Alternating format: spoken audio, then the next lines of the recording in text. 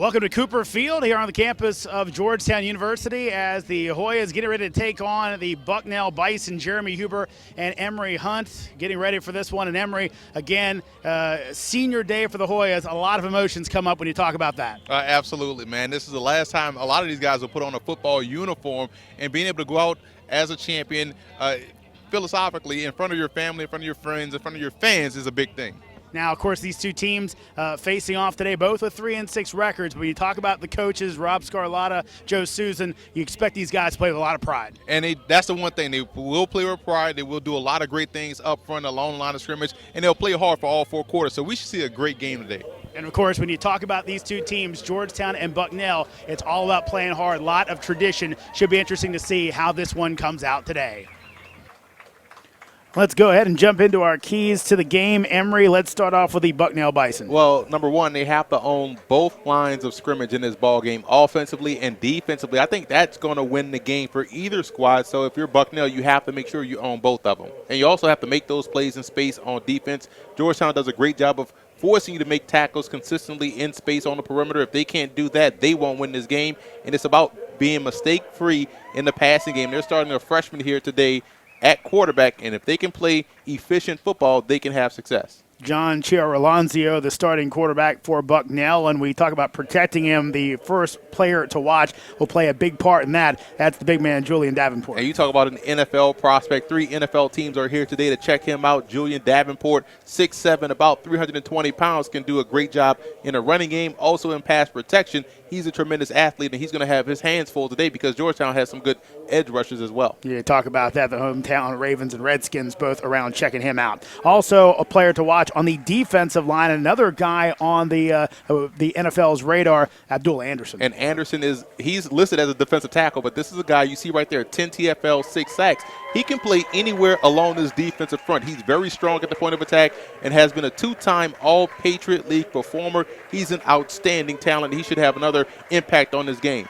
And before we continue, want to make sure we acknowledge Ty Williams, of course, injured last year in the first game of the season against St. Francis. Unable to walk since then, but again, working hard to get back to that point. Ty Williams, again, really good story, what he's been able to do so far, getting a standing ovation here. And again, Ty really, Coach Scarlatta has embraced him and kept him a big part of the team, and that has to be so important for Ty in his rehab. And you have to love seeing this, not only from the players' perspective, but the fans, and everyone is tuned in, excited about him being out here and still being a part of the team, and that's just what you want to see. That's why football is probably the biggest family we have in this country. Yeah, most definitely, and the Hoya players coming over as well, everyone coming over to be next to their teammate Ty. Again, a good scene here as he graduates, walks out on senior day with his teammates. A fantastic scene as you see everyone gathered around Ty right now, families and players. You talk about football being family. Well, this is an example of it. Absolutely, man. It's just great to see. It just brings tears to your eyes. You have goosebumps thinking about going through. We both were former college players, so we both remember days like this. And it's just something just to see that this is what football is all about. This is what college football is all about. Family and being out there with your teammates and giving a good send-off from the fans as well. It's a really good scene there, of course. The injured Tim Barnes out there, the Akabachi jersey recipient, of course, standing right next to Ty Williams. Again, the senior out of Gaithersburg, Maryland.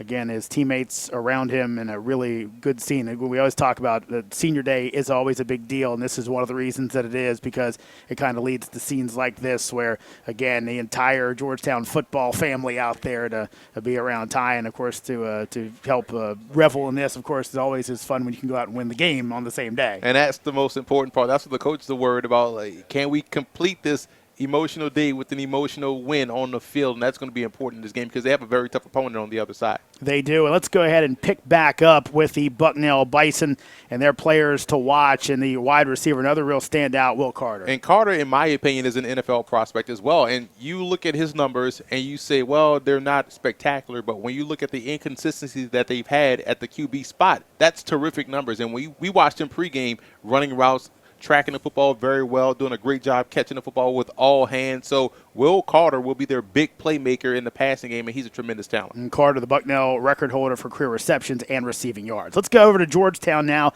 and their keys to the game, Emory. Well, they have to get off to a fast start. We just talked about the emotional toll that this is that plays on you as far as being senior day and things like that. But they have to get off to a fast start. Otherwise, they could find themselves playing from behind very early, and that's not what they want to do. Which ties into the second point, time of possession. It's not just about only the time of possession, but they have to make sure they maximize that. We've seen this before where they've led in the time of possession department but ended up losing the game. They have to make sure they own it to keep Bucknell's offense off the field, and they have to find ways to generate explosive plays. If they can get something going, let's say from the running game standpoint, even deep down the field with their passing game, I think that bodes well for their chances. Let's go ahead and now look at the players to watch for Georgetown, and we'll start with the quarterback today, Clay Norris. And Norris is going to have to pick up right where he left off last game. He played an efficient game, and I thought he did well, but he has to continue to build on that, and I think that's where he can have some success. You can see the 7 interceptions, but if he can protect the football and play like he did in the latter part of that game last week versus Holy Cross, they have a great chance to win. Let's look at our second player to watch. That's the wide receiver, Justin Hill. And we talked about last week versus Holy Cross. He was the direct beneficiary of that because of the amount of receptions he had, and his ability to work short, intermediate, and deep down the field makes him a full field threat. And if Georgetown is going to win this game, Hill has to have another spectacular day like he did against the Crusaders. Our third player to watch, it is a senior, another one. In a game like this, a rugged one against Bucknell, the middle linebacker is always there, Leo Lockery. And Lockery has to make sure he meets that running game at or behind the line of scrimmage. He's going to have to feel pretty much each and every time they run the football because Bucknell just runs right downhill. It's not cute. It's not fancy. It's good old-fashioned football where you're going to need your middle linebacker, like you said, to step up and make plays. Talk about a rugged Bucknell team, especially on the offensive end of things. Well, had a chance to catch up with their coach before the game as our Anna Tarullo was able to chat with Joe Susan. Coach, the big focus today is on defense. Today's matchup features the top 2 defenses in the Patriot League, but what are you going to have to do offensively to come out with a W today? I think it's important that we establish the run game, but one of the things that Georgetown does very well is pressure, especially in passing situations. We got to do a great job against their pressure. Where do you feel like your biggest advantage is today? I think our offensive line, as it compares to their defensive line, we have 5 seniors today, and they played a lot of football together. Great. Thank you so much, Coach. Good luck.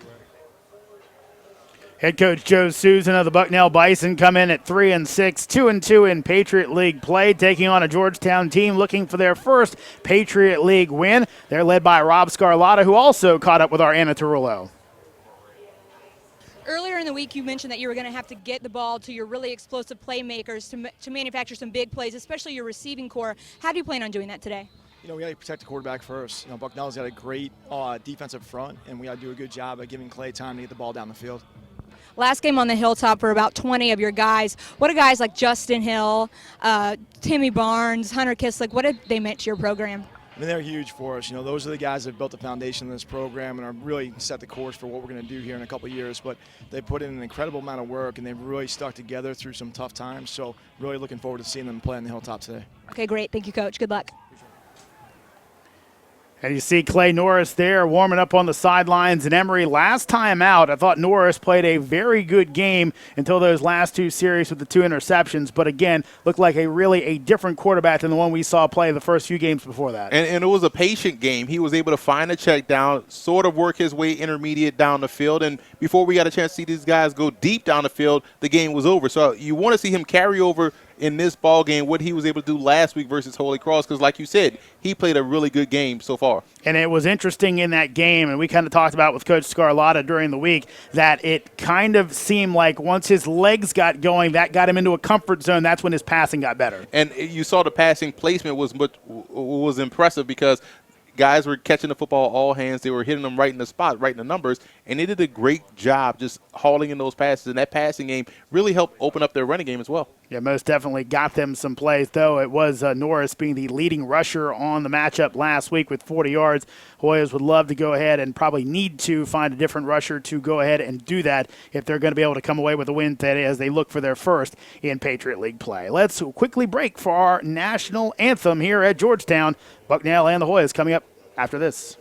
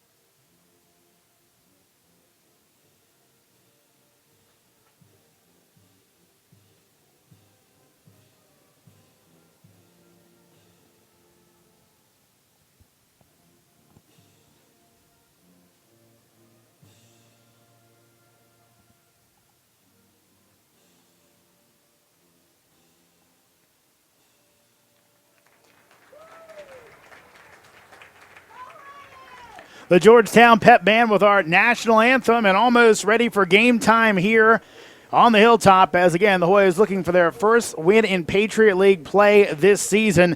They've had some hard luck issues, as we've talked about before. The quarterback situation, Tim Barnes, as you saw earlier on, with the sling on, out since the Harvard game. Before he got hurt, the Hoyas 3-0. They've yet to win a game since. And, again, that's kind of the line of demarcation, I guess we could say, for this Hoya season. And we talked about it off camera. You wonder how better this team would have been with that senior leadership and that continuity with Barnes back there, quarterback. I felt as though he was starting to hit his stride by game 4, and it's unfortunate they lost to Harvard, but I think that loss ended up being the biggest loss of the season because they lost Barnes. Our captains out there right now, of course, Georgetown with 2 permanent captains in Tim Barnes and David Akiri, then 3 weekly captains as well. This week, Casey Coons, joined by Daniel Yankovic, and also Justin Hill, your captains for Bucknell, Julian Davenport, Ben Schumacher, and Mark Piles. Of course, we talk about this team for Bucknell, and I think that's one of the guys I always say you want to put the big guy out there. Well, you put Davenport out there. He's very impressive. He towers over everybody, man. And listen, when you look at Schumacher, he's an outstanding player as well. He was a pretty good defensive lineman last year, and it just shows you the depth that they have up front because he was a starter last year, and now is more of a reserve. And, again, when you have the ability to have a reserve like Schumacher out there, it speaks to what you have up front on both sides. So, interestingly, Bucknell goes ahead, and they will go ahead and take the ball here. So, interestingly enough, you think maybe that'd be a prime candidate to defer and take it later. But they're going to take the ball, so the Hoya defense, which has been their strength on the season, will have a chance to make their mark early. And here's the thing. When you're facing a freshman quarterback, you want to get after him and make things uncomfortable for him. So I would expect Georgetown defensively with this opening drive to try to get extra aggressive and try to frustrate the pocket. But if you're Bucknell, you want to take the ball because you have one of the best offensive linemen in the country and one of the best offensive lines in the FCS. So why not take the ball, control, and try to run this thing downhill and try to shrink this ball game right away? So going back deep for Bucknell in this one will be Nick O'Brien back deep. And kicking it off for the Hoyas will be their normal kickoff man, Ben Priddy.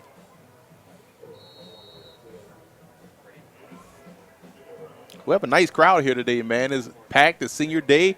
Bucknell side is amped and ready to go. We have good football weather. I'm ready, man.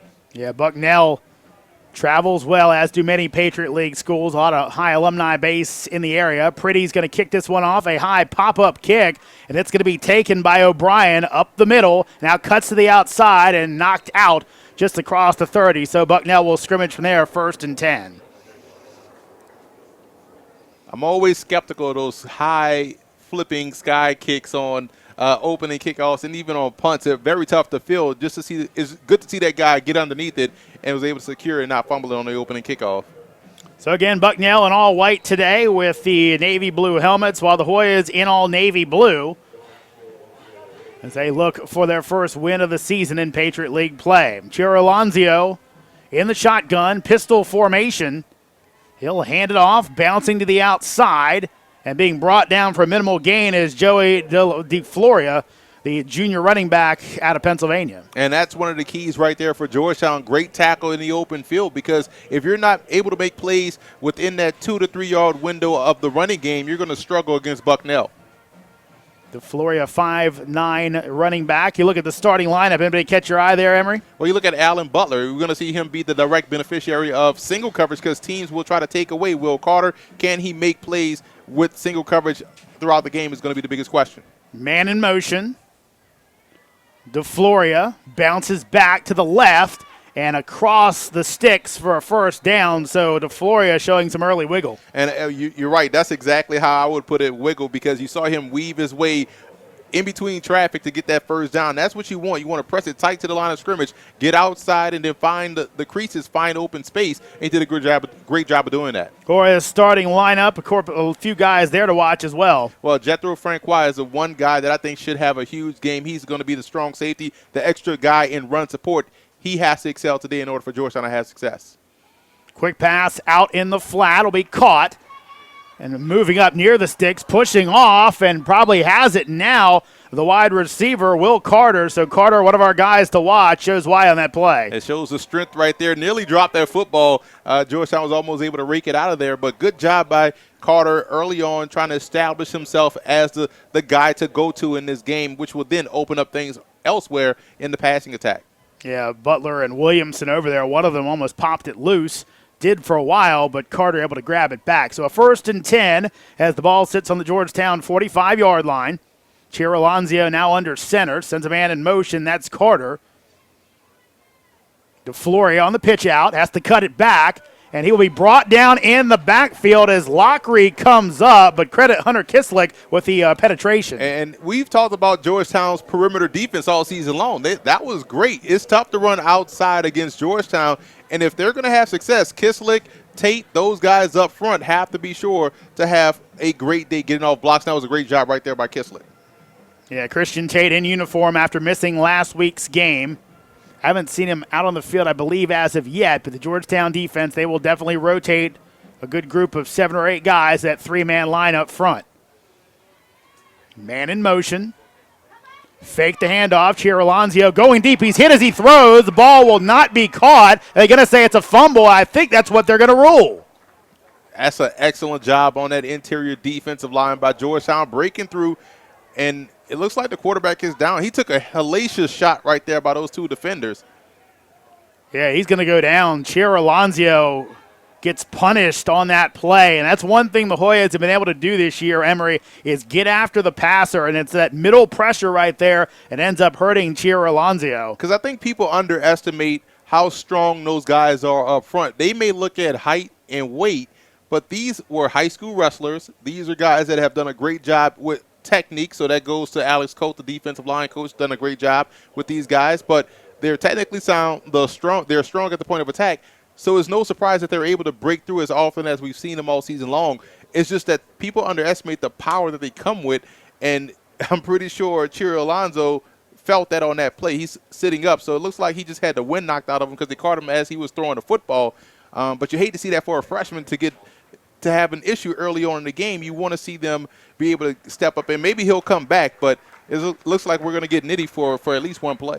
Yeah, and of course, R.J. Nitty, the senior who has lost his spot to Chiralonzio, and we'll catch a replay, I believe, this one, the previous play, but again, it was Chiralonzio going back. Hoyas brought a little bit of pressure, and he ends up taking the brunt of the hit, as we'll see right here. And you see right there, just 2 guys coming in and catching you right at the right time. You hate that. That's almost like we talked about last game where, as a running back, you hate those high-hanging swing passes because you know someone's coming to hit you. Look like the 2 middle backers of Puzzi and Lockery. So now this will set up a 3rd down and very long. Need to take it all the way out to the 35 for a 1st down. They'll set up the screen to Floria. He's going to get close, and he's going to be knocked out of bounds just short. But a big gain there, and that completely changes the situation, Emory, where it was going to be an easy punt. Now they probably go for it. Well, you look at Mike O'Connor, the offensive coordinator for Bucknell, with a tremendous play called the middle screen. One of the least utilized screens that we've seen in football today, but it got a big chunk of yards, 4th and manageable. You don't trust your field goal kicker, you're right. This is a go-for-it situation. They're, with that big offensive line, they're getting ready to line up and go for it. So about a 17-yard gain on that play makes it a manageable 4th and 3. Again, need to take it to the 35 for a 1st down. Fake the handoff, swing pass out in the flat. Carter's got it, and he's got the 1st down and more as he's knocked out of bounds just across the 25-yard line. So Hoya has had a great chance to get off the field, and they squander it with a nice play by Bucknell. Nice, simple, short, 4th and medium type play, and you see already in this ball game how strong Will Carter is. He's broken a couple of tackles so far in this contest, and again, when you're strong and your philosophy is we're built on strength, you see it spread across the board. Receivers are out here blocking on the perimeter. They're breaking tackles. This is exactly how you would want to start the game if you're Coach Joe Susan. Carter comes in with his 38 receptions on the year. He's already added to that total today as Nitty stays in the pistol. He'll hand it off. DeFloria brought down in the backfield, and again, Hunter Kislick making things happen. Yeah, you're not going to make your money today trying to run east and west against this Georgetown football team. That's been their hallmark all season long, playing great perimeter defense, and guys are able to get off blocks. They're able to occupy gaps quickly and then make the play at or behind the line of scrimmage. I'll say a loss of a half yard on the play. Kislick getting back there. Kislick still has his pink laces from October in Breast Cancer Awareness Month.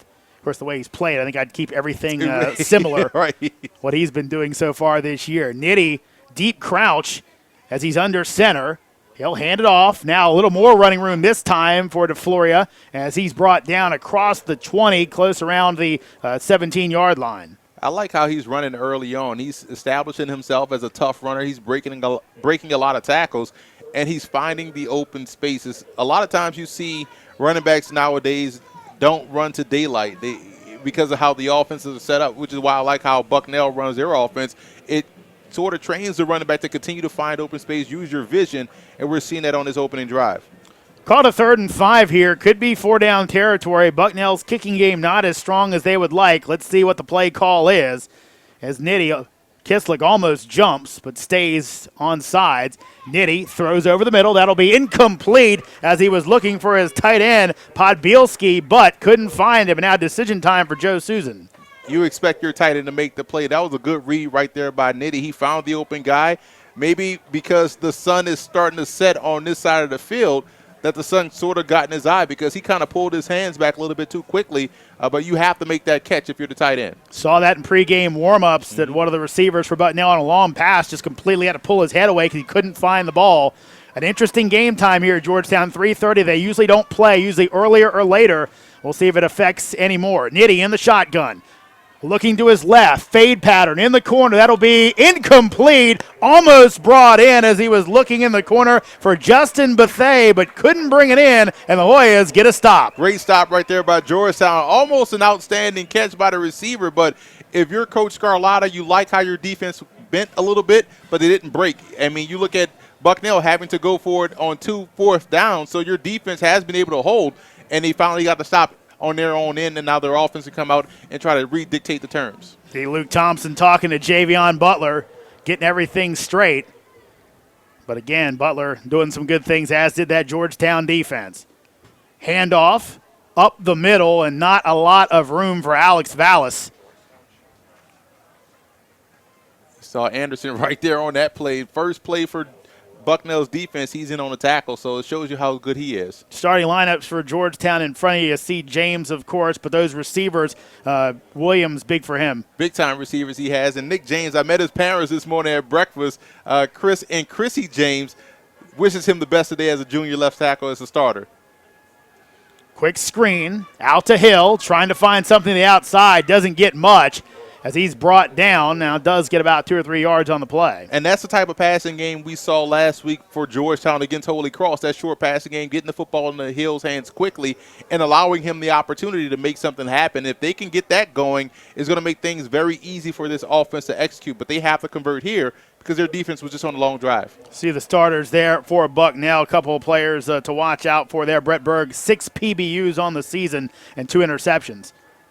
So a third, we'll call it 6. Need to get it out to the 28-yard line for a first down. Norris going to go deep, and the back shoulder works to perfection. McLaughlin drops it out of bounds, but they'll say he had the ball, then lost it. So a big chunk play for Georgetown, something they've been looking for. And, you know, that's a great throw right there by Clay Norris. A lot of times you'll see quarterbacks try to drill that back shoulder throw, and the receiver has to make an awkward adjustment. But it was a soft throw. He was able to get around quick enough to where he can get good position and make that catch and get the first down. That's something that Coach Rob Scarlotta says about Clay Norris. Hey, he can make all the throws. Shows it right there. Clay rolling out. Pump fakes. Now he tries to hit Hill. Can't make the completion, but maybe better off. Got rid of it before Anderson closed in. And I love the effort right there by Hill, trying to get his feet in position first and lean back to try to grab the football. But a good, smart decision as well by Norris, not trying to force something deeper down the field, but just waited till he saw an opportunity to try to complete a pass, and if it was going to go incomplete like it did just there, it was going to go out of bounds. So great play all around. 2nd and 10 for Georgetown. Ball at their own 39-yard line. Kristen Bermudez into the game. Bermudez kind of playing a little bit of a hybrid fullback tight end role as Bucknell looks to show blitz. Norris keeps up the middle. He'll be hit and brought down after a gain of about a half a yard. And what I like right there, what Bucknell did is one of my favorite coverages. Is we call it a Zorro coverage, zone rotation, where you're going to rotate that zone. So you're going to blitz that guy off the edge, rotate the safety over to where you're going to be protected in the pass defense department. And a lot of times when you do it late, quarterbacks tend to struggle with that, and that's something I like defensively that they do. On two really not high-scoring teams this season. Bucknell barely over 20 per game. Georgetown just over 15. Norris, 3rd and 9, rolling out, trying to keep the play alive. He's just going to tuck it under, get out of bounds, get what he can, only a minimal gain. So the Hoyas will have to punt it away, but they flip the field position. And they gave their defense a rest, which is all important. But you look at Bucknell's defense stiffening up on 3rd down. And, again, these are two very good defensive football teams, good offensive lines. So I'm not surprised so far by the tug of war that we have in this contest. So Nick O'Brien doubles as the primary kick and punt returner. Harry McCollum will punt it away. McCollum averaging nearly 42 yards per punt on the season. A little bit of rush, but McCollum gets it away. O'Brien drifts back, but he'll make the catch inside his 15, spins the outside, stays up, still on his feet, and eventually brought down at the 25-yard line. So really an extra 10 yards of field position, all courtesy of Nick O'Brien. I already like Nick O'Brien. First of all, he did the fair catch, which is something I always love. Team no fair catch. And then he made a couple of guys miss and got positive yards. So that's what you want to see, guys out here competing. You want to see the effort. It doesn't matter what your record is. You just want your players to go out there and compete, and that's why these are two excellent coaches, because we've seen that so far on both sides. To be expected, and really during our midweek conversation with Rob Scarlatta talked about how much he respects Joe Susan, and I'm sure it's the Admiration Society goes the other way from Coach Susan to Coach Scarlatta. Pass out in the flat, incomplete as they were looking for Carter, and Chiarolonzio back into the game, so whatever was wrong with him earlier must be okay now. They pull his insides back in his body, close him up pretty quickly, but he probably just got the wind knocked out of him. But welcome to college football, Chiarolonzio. That's the type of stuff that you see happen each and every week on a Saturday. So for the freshmen, welcome to college football. Yeah, John Chiarolonzio out of New Jersey, just a freshman, 6'3", 195. You see the series record between these two. Bucknell leading 17-10-1. The Hoyas took last year's meeting up in Lewisburg. Chad Freshnock into the game. Quick pass out in the flat. Spun down, still on his feet actually, and eventually they'll get him down as Will Carter again being fed early by the Bucknell offensive staff. Well, Will Carter is Bucknell's version of Justin Hill and how they like to get him the football short and take advantage of his run after the catch ability. This is a very strong receiver with a lot of pride, and again, you toss these records out the window. These two teams are very similar, and we're seeing that so far in this game. So Hoyas with a few more substitutions. Defensive coordinator Luke Thompson definitely shuttles them in and out. Situation substitution. Chiarolonzio in the gun. Freshnock next to him, looking at 3rd and 5. Need to get out to the 35-yard line for a first down. Hoyas showing blitz. They'll drop out, only rush 3. Stepping up, Chiarolonzio dives forward, depends on the spot, and they'll give it to him just across the sticks for the first down. There's a smart play right there by the freshman quarterback. What Georgetown was trying to do is influence him into a bad decision, but what he did was great. He didn't take the cheese. He stayed calm, stayed patient, and was able to scramble up and get the first down. Been a pretty close series. The last 11 meetings between these two, 10 of them have been decided by 10 points or less, and even closer in some of those games. So interesting to see when these two teams play. While Bucknell has kind of had the better part of the series lately, it has been pretty close matchups. 1st and 10. Chiarolonzio, some pressure coming at him, but he throws this one high, and probably that rush from Apuzzi caused that high throw. Yeah, you remember what happened last time. They say we are, as football players, creatures of habit. And you saw what happened when he cocked back a little bit too long on that first hit. So that is going to affect him later on in this game, and we saw it right there on the high throw. And again, really shadows coming into play a little bit here. Again, we've talked about it. It kind of varies game times on the season, but this late, usually you don't see one. And we are kind of some different patterns. Really may not affect Bucknell as it might as much Georgetown because they're used to how things play up. Though most of the field in shadows now. Freshnock cuts it back, and he'll push out across the 20-yard line. One official has him down all the way out to the 41. The other, they go with his spot back at the 40. I mean, it's like the old USC team, student body left, student body right. And what you're seeing is offensive linemen up front for Bucknell just maintaining blocks and sustaining blocks and getting good push off the line of scrimmage. Yeah, Freshnock, a guy who's had a few different honors this year, a few times Rookie of the Week. So, again, he's done some good things. The freshman out of Middletown, he's rushed for 462 yards in the year, but maybe more importantly, 7 touchdowns. Chiarolanzio over the middle. This one is incomplete. Again, just out in front of Kyle Kinner, and Bucknell will now punt it away. You know what I've seen so far in this game? Maybe 4 or 5 attempts by the Bucknell receivers to try to make a one-handed catch. I think you have to find ways. That should be your in case of emergency strategy. Make a one-handed catch if you can't get to it, but you have to try to find a way to get 2 hands on the football to secure the catch. So Brett Berg to punt. He's their, at least was their starting safety. He'll punt this one away. Blaze Brown going to tell everybody to get away from it. Do the Hoyas do it? That's the question. It takes a Bucknell roll all the way down inside the 15-yard line. And again, maybe the sun playing into it. That's the area still in the sunlight. And Brown taking no chances and maybe gives up a little bit of yardage. And you saw Kristen Tate make his presence felt on that punt attempt. He nearly broke through and blocked it. Again, another guy that's very short in stature but very strong and stout, and it showed on that punt just a few seconds ago.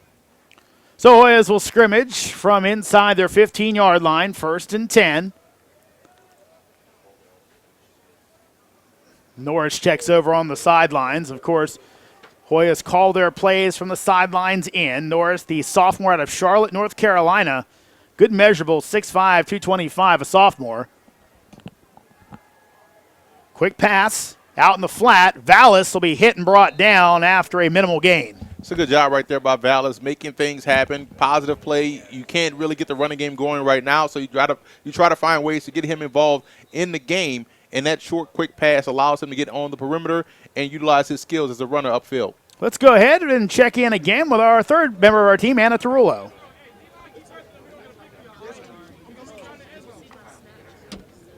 When we talked earlier in the week, Coach Scarlatta told us that there is nobody in this profession that he respects more than Bucknell head coach Joe Susan.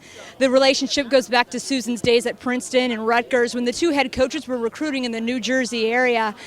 Scarlatta added that after Ty Williams' injury last year, Susan was one of the first people to give him a call. Scarlatta added that anyone who talks to Susan would say he's a great coach and an even better person. Guys. Thank you, Anna. And, of course, interestingly, as the referees. 3:36. I got to say that 3:36 on the game clock, which they've reset it. That's what the issue was. But also the son of Greg Schiano on this Bucknell team. And, of course, he dealt with Eric LeGrand's injury. So kind of everyone knowing what this is like. And, again, a tough situation, but good guy, Joe Susan. Vallis up the middle, a lot of room to run. He's hit and brought down by Berg, but not until he takes it all the way out to the 31-yard line. I think Vallis was surprised by that gaping hole down an A-gap, and you normally don't see that against a Bucknell football team, but nice influence play right there, influence trap play right there by Georgetown, created that lane, and you saw Vallis be able to take advantage of that. You know, an active front by Bucknell, so probably trying to maybe at least slow some of that down with the influence play, and oh, by the way, pop a big gain. First down for the Hoyas, again at the 31-yard line. Norris bobbles the snap, quick pass, and almost picked off. Ended up almost being caught by Williams as making a great play. Brian Marine coming up, but that bobble, I think, was the detriment to that play. Yeah, you talk about great play being nullified by a greater play. The greater play was made by the defensive back to knock that ball away, and it just disrupted a little bit to where it fell incomplete. Just slowed the timing down enough where Marine able to make that quick break and almost take it to the house. Instead, though, he can't bring it in. So Hoyas get a bit of a reprieve. Ellsworth into the game. He'll take it to the outside, trying to find the corner. Isaac still running. He'll be close to the sticks, knocked out of bounds after a gain of 7. I like the boxing match that we see going on right now with this Georgetown offense. A little bit inside, a little bit outside with the perimeter game for us, the passing, and also with the running is concerned. So you like what you're seeing from a versatility standpoint. There being multiple. I think that can help calm some of the pressure down coming from this Bucknell defensive front. Quick moving first quarter here. Again, that's what happens. You run the football, and sometimes that clock keeps moving. Now a timeout will be called. Rob Scarlatta going to bring his guys over, and not happy about something as, again, Kind of took that one early in the clock, talking to Michael Darius and maybe everybody else now, but it's interesting sometimes those young players, you're trying to work those guys in. Justin Harrell, again, out today with his injury. So you're trying to work some of these guys in, and sometimes just it's tough. They can't grasp all the information at such a young age. Because when you're at practice, things move a heck of a lot slower. You have your position coaches telling you on the field. Your position coach now may be in the box. And so as a coach, you got to make sure these guys are in tune and understand what's going on from a schematic standpoint. You look at the Georgetown versus opponents this year, and again, the opponents' numbers not overly great, just the Hoyas' numbers have not been good enough. Did kind of have an uptick on the third down percentage last week, which was really important. And that's the biggest piece of growth you want to see from this football team, not only today, but for the rest of the season and moving forward. Can they start sustaining drives? And those numbers you mentioned on the other side are not as good because their defense has been great. But when you put this team in a situation where your defense is constantly on the field, it makes things tough. And you saw right there, Matt Buckman, believe out for the season with his injury. So, again, it's one of the guys who would probably be helping you move the chains, not out there to do it. A really good tight end, a second-team all-conference selection coming into the year. So, Norris, 5-wide set, all wide receivers out on the field with him, and now a player moves on the outside. I believe that was Williams. And that's killer coming out of a timeout. That's what you were just talking about, coaches probably preaching to his freshman players out there. And they're so focused on their assignment that they get out there and forget the snap count. That happens. So I always find it interesting when people talk about the crowd noise. It's not really the crowd noise that affects you when you're out there on the field. It's your own thoughts because you have so many of those things running in your head as you're trying to just get ready for the play. And you wonder, kind of seemed like a little bit of a longer count than normal by Norris that Williams just couldn't hold his water. So a 3rd and 7, need to get it out to the 41 for a first down. Norris going to be thrown out and almost and will be picked off. High throw to Justin Hill, and making the play was Nick O'Brien, and Bucknell in prime position. And you expect a guy that also handles punt and kickoff duties to have tremendous ball skills. That was great reaction and great timing to make sure he's able to secure that intercept. And you hate to see those plays come after a timeout. You just had the penalty, and now you have the turnover. It makes you wonder if those guys were a little bit too tense, and that timeout kind of got them even more tense as opposed to them playing loose. And it looked like a good call there on the defensive end by Bucknell defensive coordinator Matt Borich. Went with a little zone blitz, dropped both of the defensive tackles out. Maybe a little confusing, and the high throw ends up hurting Georgetown. So Chiaralonzo in the gun, looking to take advantage. He's going to have to pull it down, tries to throw it away now, ends up throwing it at DeFloria as Kislick was closing in. A good job by Kislick, and this is what he has done all season long. He's been a constant nuisance in the backfield for opposing offenses, and you don't want to throw back against the grain against any defense, but you don't want to throw back against the grain against Georgetown because their second and third levels are athletic, and these guys can definitely make plays on the ball.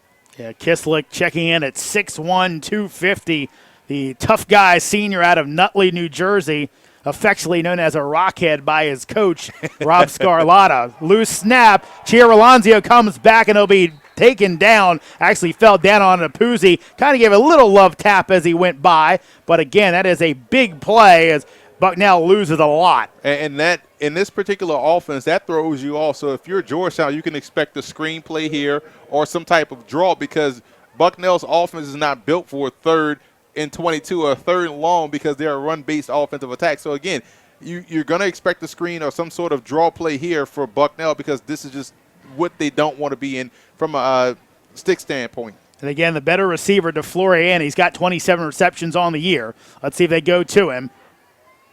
Trying to set up the screen. Flag goes down. Let's see what this is as DeFloria well short.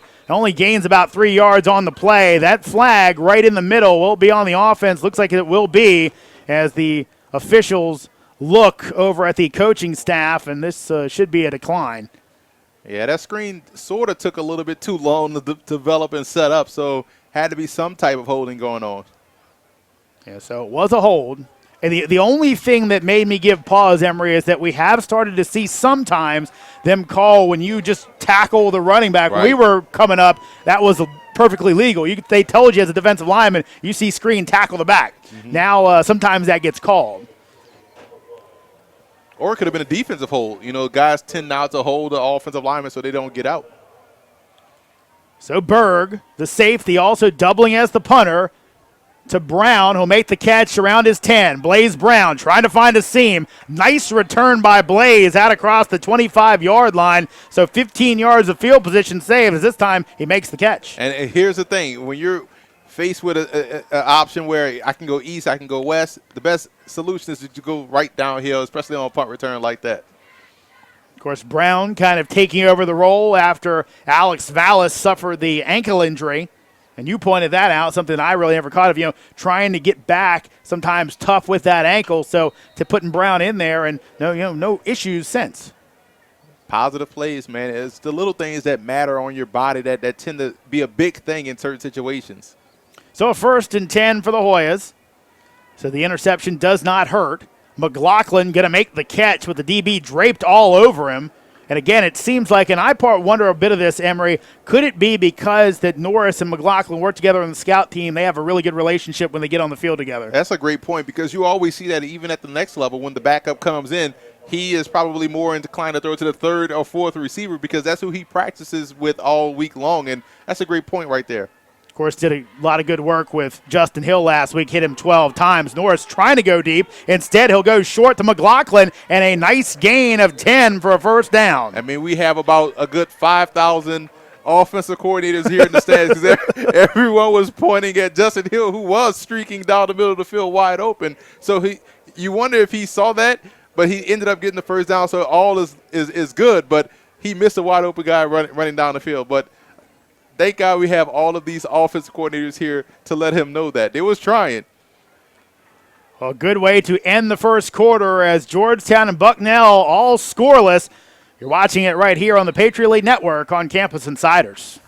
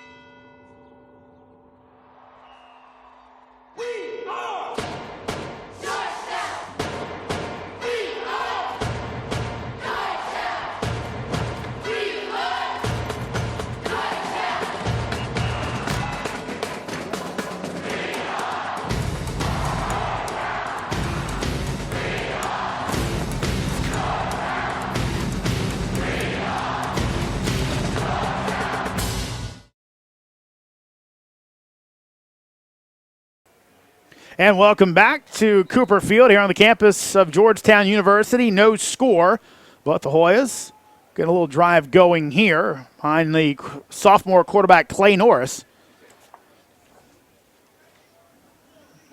Not too many stats to speak of as of yet.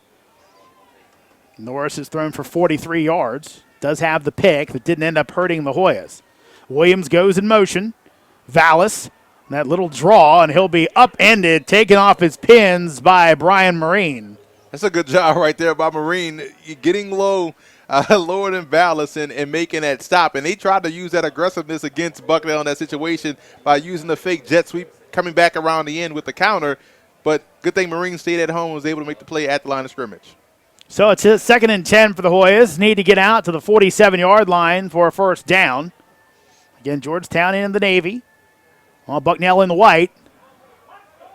And now they're going to say that all the Bucknell players jumped, but they let them get back on sides. Rob Scarlotta not happy. Norris, quick pass again high to Hill, who makes the catch after the gain of 6. And Rob Scarlotta still is smoking hot right now at the linesman. And I guess that's one of those things where, you may have to make the reminder to your center, Scarangella. He's got to go ahead and snap that ball if they're not going to call it that way. I mean, that's what the 5,000 offensive coordinators were saying, like, hey, snap the ball, get a free play. And you know who's great at doing that? Aaron Rodgers in the NFL does a great job of getting those free plays. And I'm surprised they didn't even touch anybody. That's shocking to me. So a 3rd and 4. Hand off to Vallis, trying to get to the outside, and he's not going to get there. It's coming up from the secondary, Brett Berg, the safety and punter. So Hoyas trying to run horizontal. It did not work. And see, that's where college football is a little bit different than the NFL because the numbers, you wear them all over. So if you're Vallis, you're seeing a guy that you just saw go out there and punt the football. So you're thinking, oh, that's the punter. I can outrun him to the corner. And he beats you to the corner and forces you out of bounds. So good versatility, good athleticism right now in this ball game being shown by Bucknell defensively. They're doing a great job getting Georgetown off the field. So McCollum to punt it away. And speaking of versatility, O'Brien back deep to receive it. He had the pick. He puts up the hand for the fair catch and will grab it inside his 25-yard line, mark him down at the 22, where Bucknell will scrimmage from 1st and 10. You know, I'm not surprised at how Joe Susan has these guys playing multiple positions and playing them well because he's a guy that does a lot of great things himself. See, Jethro Francois really had a breakout game last year versus Bucknell. 15 tackles from a safety spot. I mean, that's closer to the line of scrimmage. Normally when you see those numbers, you're getting beat deep down the field, but that's close to the line of scrimmage, which means he was a factor in the running game. Pitch out. Getting to the outside and just stepping out of bounds was DeFloria. That's a good run right there, getting outside. Not a lot of space on that perimeter. That was a toss play going to the short side of the field, and he did a good job just finding space and picking up 8 yards. Again, DeFloria on the season. 80 yards over the next 2 games will give him a 1,000-yard season. Bucknell finishes with Fordham next week, while the Hoyas will travel to Colgate to wrap their season.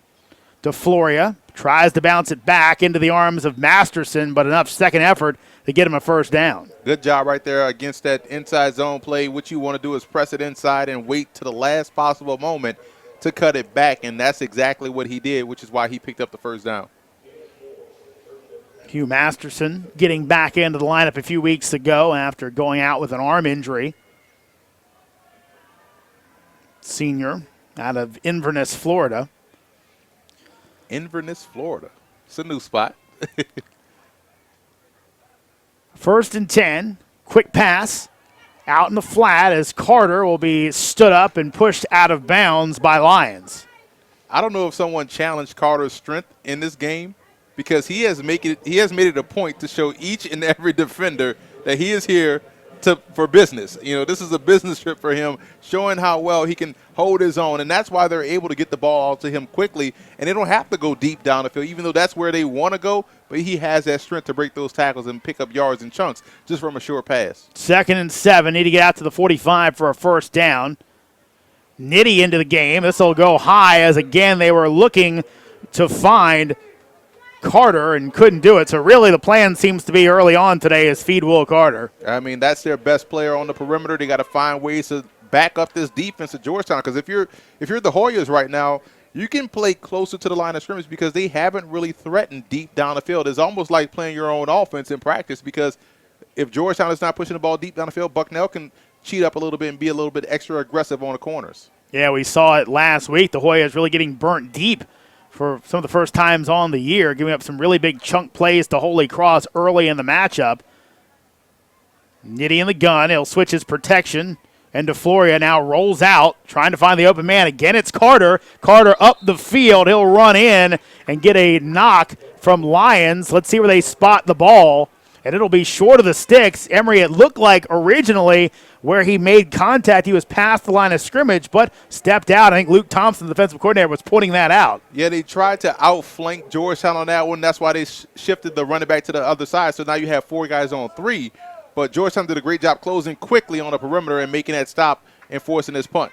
So again, Berg on to punt. Blaze Brown on to receive, the sophomore out of New Orleans, Louisiana. Always a good spot when you talk about Georgetown basketball getting some good players. How the football team going there. Brown's going to let this one hit. Again, takes a bit of a Bucknell roll and will roll dead around the 15-yard line. So Hoyas will go ahead and start from there, 1st and 10. But again, kind of a metronome feel early on. Emory back and forth. No one really able to penetrate and make that big play to threaten the end zone. And you mentioned Blaze Brown. I mean, he's from the greatest place on earth, obviously, in New Orleans, Louisiana, you know, my hometown. And I've known in my lifetime probably 15 guys from New Orleans named Blaze. So I'm not surprised to see that he's another one from New Orleans. So good spot for people, You're standing next to one, too. Good spot. Yeah, good spot for football players as well. Ellsworth into the game at the running back spot. Norris going to roll as pressure in his face, throws this one up, and will be picked off if the feet get down and will be incomplete as looking into really double coverage on that play, and Joe Lauro almost made a heck of a pick. It's almost like we're seeing two teams that mirror each other because we just saw that pass play on Bucknell's last drive, and they try to do the same thing, roll out to the far side of the field, but there was no options. You want to see Norris throw that football away and get rid of it, not put the ball in danger in harm's way and almost get it intercepted. 4 wide set. Darius, the lone receiver to the left, obviously has some good speed. Saw his big kickoff return last week, I should say. Ellsworth up the middle. He'll be run into and stopped by the linebacking core of Bucknell after a gain of 2. And now is gut check time if you're Georgetown, because right now you're starting to see Bucknell reset the line of scrimmage. They're not getting a lot of movement up front, and you want to see that offensive line start to assert itself as the dominant player in this game and get movement and also get protection going so that way they can push the football vertically down the field in their passing game or try to get guys going in a running game. Winston Jackson Jr. into the game as a receiver, and he'll be the man who jumps off sides, and some of his teammates kind of drop their heads.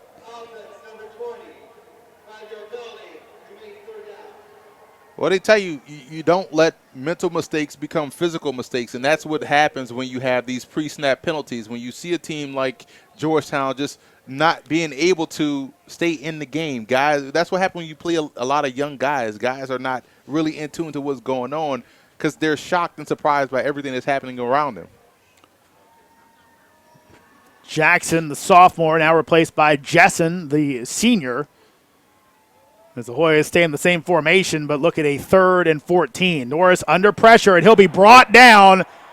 Does he hold on to the ball, number 1, as he tackled outside of the goal line? He is. So a big play coming through to make that sack and bring him down deep in his area now. Bucknell with a player down. I believe that was Lauro on the big play. Hoyas will have to punt. And that's where you see the youth of Norris, because that was an overload pressure. They had man coverage on the outside everywhere across the board. You may want to make a check to throw to your hot reader, have a route become a shorter route, but he stood there in the pocket and took that sack. That's not what you want to see from a quarterback, especially backed up on your own end where anything could happen possibly. R.J. Sheldon goes down, and Emory will see the replay here as Norris up against that Bucknell front. And you saw they kept the running back in to protect, but you have more than they could. You don't have enough blockers there to where you can pick up that blitz. You got to get rid of that football quickly. Ideally, you want to throw it to where that blitzer just came from, but Norris held that football, and he took the sack. He paid for it. Lauro, the 5'11", 200-pound sophomore strong safety. Bucknell's base formation, 2 linebackers, 4 down linemen, and 5 DBs. Harry McCollum not going to have a lot of room to punt this one away as he stands just off of his goal line. Robert Longwell, the snapper, could use a good one right here.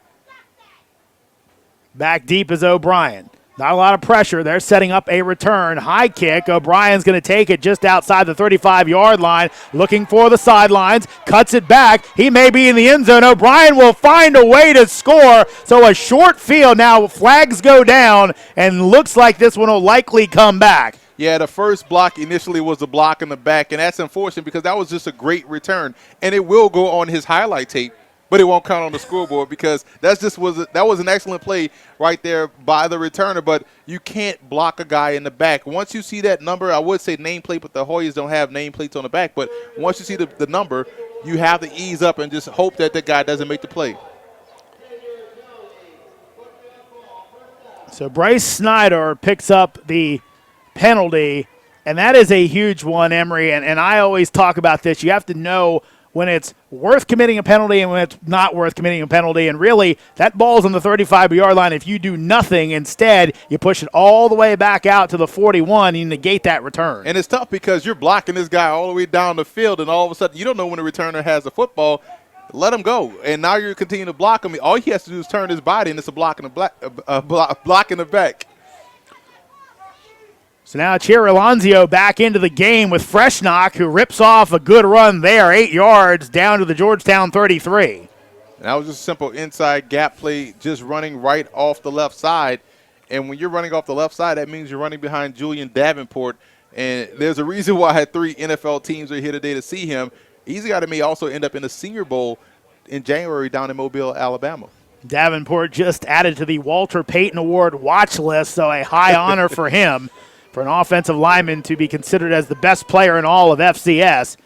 Pretty good stuff. Freshnock up the middle, runs over Yankovic, eventually brings him down, but not till a gain of 4 and a first down. A good first down right there for Bucknell, but going back to Davenport, on that particular play, you just saw him drive a defender back into the secondary, and that's what you want to see from a guy that's projected to be a very good draft pick. And when you're an offensive lineman and you're a left tackle and they run weak side, that speaks to how good you are as a player, because you normally want to run strong side where you have the right tackle and also the tight end. Bring your hard hat and lunch pail when you got to go up against Julian Davenport. It is a hard day's work. Freshnock will be brought down this time, and coming in Kislick again to get a foot as he was going by and holding him a 2-yard gain. And he did exactly what we talked about pregame, and how you can get inside and kind of hold your ground and be able to get off quick and make a play. And that's what you have to do. You have to beat size with speed, and that's where you can equalize or neutralize what they have as the quote-unquote advantage. Give him just a gain of 1. So Freshnock again, the deep back in that power pistol, as Alonso throws it low and incomplete. Carter saying he got his hands underneath. I thought he did, but the referee thought differently. That's tough, man. Either way, it would have been a 1-yard gain, catch or not, but you have to get that ball up a little bit higher so you know what Carter can do after the catch. Give him an opportunity to make something happen after the catch by getting the ball up a little bit higher. So interesting play call situation for Bucknell, whose kicking game has not been stellar on the year. Probably 4-down territory. We shall see what they do here. Alonso with Freshnock next to him, 3-4 wide receivers. The young QB looking deep. Now he looks short. Now he'll take off and run with it, and Butler will bring him down to the ground after a gain of 2 on the play, well short of the sticks, and decision time for Joe Susan. Yeah, I was wondering when we were going to see Javion Butler make a play, and he did a good job right there getting off of a block and making the stop to prevent the first down. 4th and about 7 right here. And if you're Bucknell, what plays do you have in your playbook to get 7 yards? We've seen them run the football. We've seen them try to short middle screen. Maybe we'll see something on the perimeter, a run pass option for the quarterback. But they have to pick up this first down. This is a big part of the game, of the half, for Bucknell. Let's see where they go. Alonso rolling out. Pressure coming. Gets it out there, and it'll be complete, but I think just short of the sticks. Yeah, that's a great stop right there for Georgetown. But if you're the receiver, you got to make sure you get the first down. And if you're Alonso, you have to make sure you push that football a little bit more vertically to where the velocity will bring him toward the first down, not bring him back toward the line of scrimmage. I think that was combined what happened on that particular play. Kyle Kenner, the junior, made the catch, but clearly a yard short of the first down, and really didn't even have the presence to try and reach across as he was going out of bounds. A little bit of pressure there from Blaze Brown may have forced the quick throw. But works out for Georgetown as they get another stop on 4th down. Vallis up the middle, and he'll be stopped in his tracks as the Bucknell defense again comes up. Ben Richard stopping him with some help from his friends. That was a good job by Richard, because that's the same influence play they tried to run earlier that they popped for a big gain on the opposite end. But he was able to stay home, not get influenced by the moving offensive lineman, step in that A gap and make the stop. Ryan Jelinek will come off. They switch some linemen up front. 2nd and 1. As we look to break the ice here at Cooper Field. This time, much better running for Vallis as he leans forward close to the 30. He'll be about 2 yards short. And they came back with the same exact play, and this time they caught Abdullah Anderson guessing. He flew right up the B gap and missed the ball carrier, and that's why they were able to pop off that big gain. Hoya's going tempo here. They'll give it to Vallis, and that's not going to work as this time Anderson was at home and makes the stop after a 1-yard gain. I mean, he's an outstanding defensive lineman, and that's what you want to see from him to learn pretty quickly. You saw he made a mistake, came back the next play, and he corrected that mistake and then ended up making a tackle. So again, Georgetown going to punt this one away, and the fans, some of them wanted to go ahead and go for it, just looking at a 1-yard gain. But the way this has gone so far, Emory, I think field position is going to be a key all day long. Exactly. You're almost tempted to go for it, but you have to play the field position game because you see their offense is struggling to move the football with some consistency as well. So this is a great call by Rob Scarlatta. Again, O'Brien goes back deep. Bucknell going punt safe as Anderson tries to come back and block the thing. It'll bounce. Caught on the bounce and swarmed under was O'Brien as a few Hoyas got down there, including a defensive standout maven, Jalen Goldwire. He's able to make the play, and again, Bucknell field position flipped on them. Listen, I know I just made the case that you don't fair catch any punt, but that was a good job fielding that one because it looked like it had a Georgetown bounce to it, and you want to make sure you get as much field position as you can in this ball game. Now Bucknell could be forced to take a timeout, and you mentioned this earlier, always tough when you have a change of possession or you have a timeout and you don't have everybody ready to go. It happened to Georgetown earlier, it happens to Bucknell right there. And that's not what you want because, as you talked about, this is a field possession game, and so they're going to need every piece of what they can to have an advantage. They're going to need those timeouts later on in the game. Later on in the half. And they may need it on this drive because they may find themselves being able to chew up some clock moving the football, and you want to get to a situation where when you're on the opposite end, you have all of your timeouts at your disposal. You can be relaxed and get the right play call in, and that just maximizes the execution level, which has been lacking right now for both offenses. So now remember, Bucknell, they got the opening kickoff. So an important drive for them here, as if you give the ball back to Georgetown, the Hoyas go score. They'll have a chance to maybe kind of double up that lead going into or coming out of the half. So really big for the Bison to, if not put points on the board here, at least take some time and put Georgetown deep in their own field position. Because you're not necessarily just playing the opponent. You're also playing the clock. You're playing the situation. So you're absolutely right. So Chiaralonzio back under center. Man in motion, that's Carter. Been really their target all day long. DeFloria in the backfield takes the pitch out. Tries to get the outside, cuts it back in, still on his feet. DeFloria eventually hit and brought down, but not till a gain of 8. That play worked because, one, you're running toward Davenport's side, so that's number one. Number two, you got a great block on the perimeter by Will Carter. We talked about how physical he has been with the ball in his hands, and you see it right there on that block, how he was able to seal the edge and create a lane for DeFloria to run through. So that was just a great job all the way around, getting help from your receivers and also the left side of your offensive line. Sets up a 2nd and 2 for the Bison in that power pistol formation with Podbielski up front.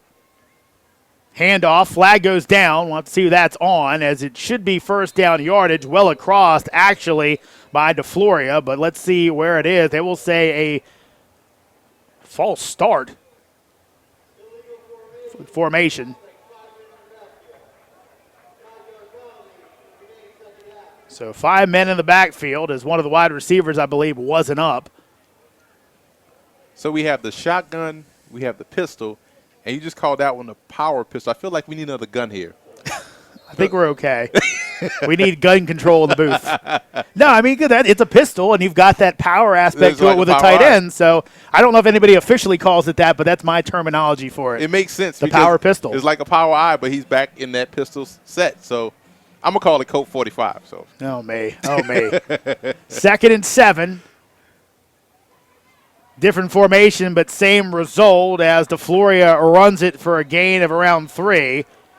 And now some extracurriculars down there. One of the Bucknell players was kind of pushed off the pile by Kislet, kind of put his hands up like he was trying to draw the penalty. Kislet going over to help out his teammate Kendall Catching. That split zone is very tough to defend. You see a lot of teams get caught off guard with that, where they bring the tight end on the backside to pick up that end man on line of scrimmage, and it creates a natural cutback lane. And so it really plays with your head if you're that end man, that outside linebacker in that situation. 3rd and 4. Need to get out to the Georgetown 43 for a first down. Quick pass over the middle, caught, and first down yardage as it'll be Podbielski making the grab as Yankovic took him down. And if they're able to get Podbielski going, it really would open things up offensively, because now that'll just be one added additional receiving option that Georgetown would have to worry about.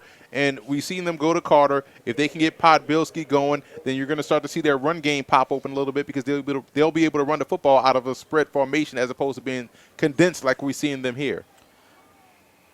2:30 and rolling here in the second quarter as Bucknell trying to break the ice in a scoreless game. Handoff up the middle, still on his feet, and first down yardage for DeFloria, and hitting that hole quickly, something you got to like. Oh, my goodness. When you see it open up as you're getting to the line of scrimmage, that means you could step your foot on the gas and explode right through it. And they say speed to and accelerate through the hole. And you saw a great job of that right there by DeFloria. And, again, left side, they're running toward Davenport. Why not run toward your best player? And that's why they're having a lot of success. They're running weak side, and that's very tough to defend if you're a defense.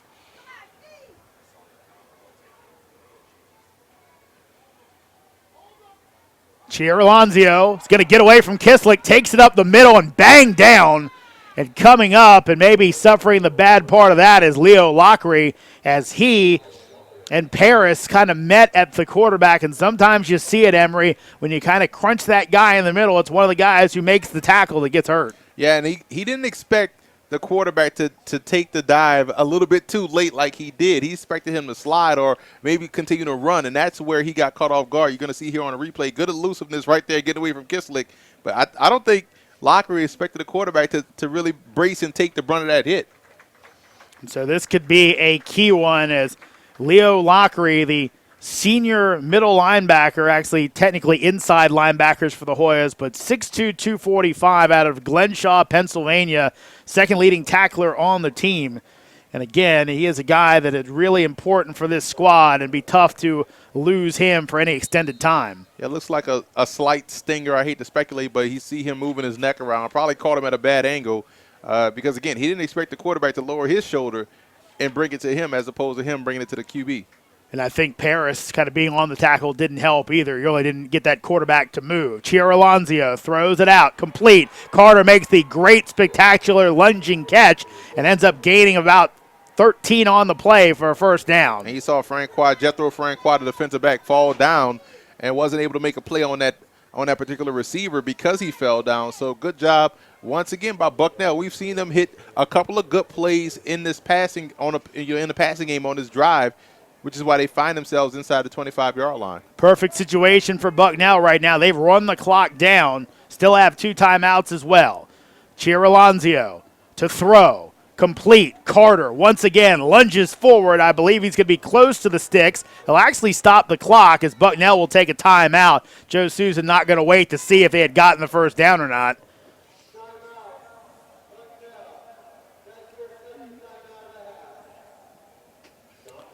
It's small bites of the apple. Again, you don't have to go deep down the field. You just have to have the threat.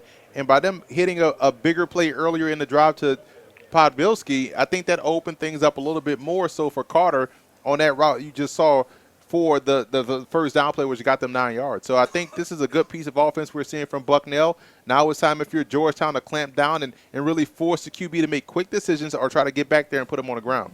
Jeremy Huber and Emory Hunt back with you here at Georgetown University. The Hoyas and Bucknell all scoreless here on the Patriot League Network on Campus Insiders. So glad to have you along.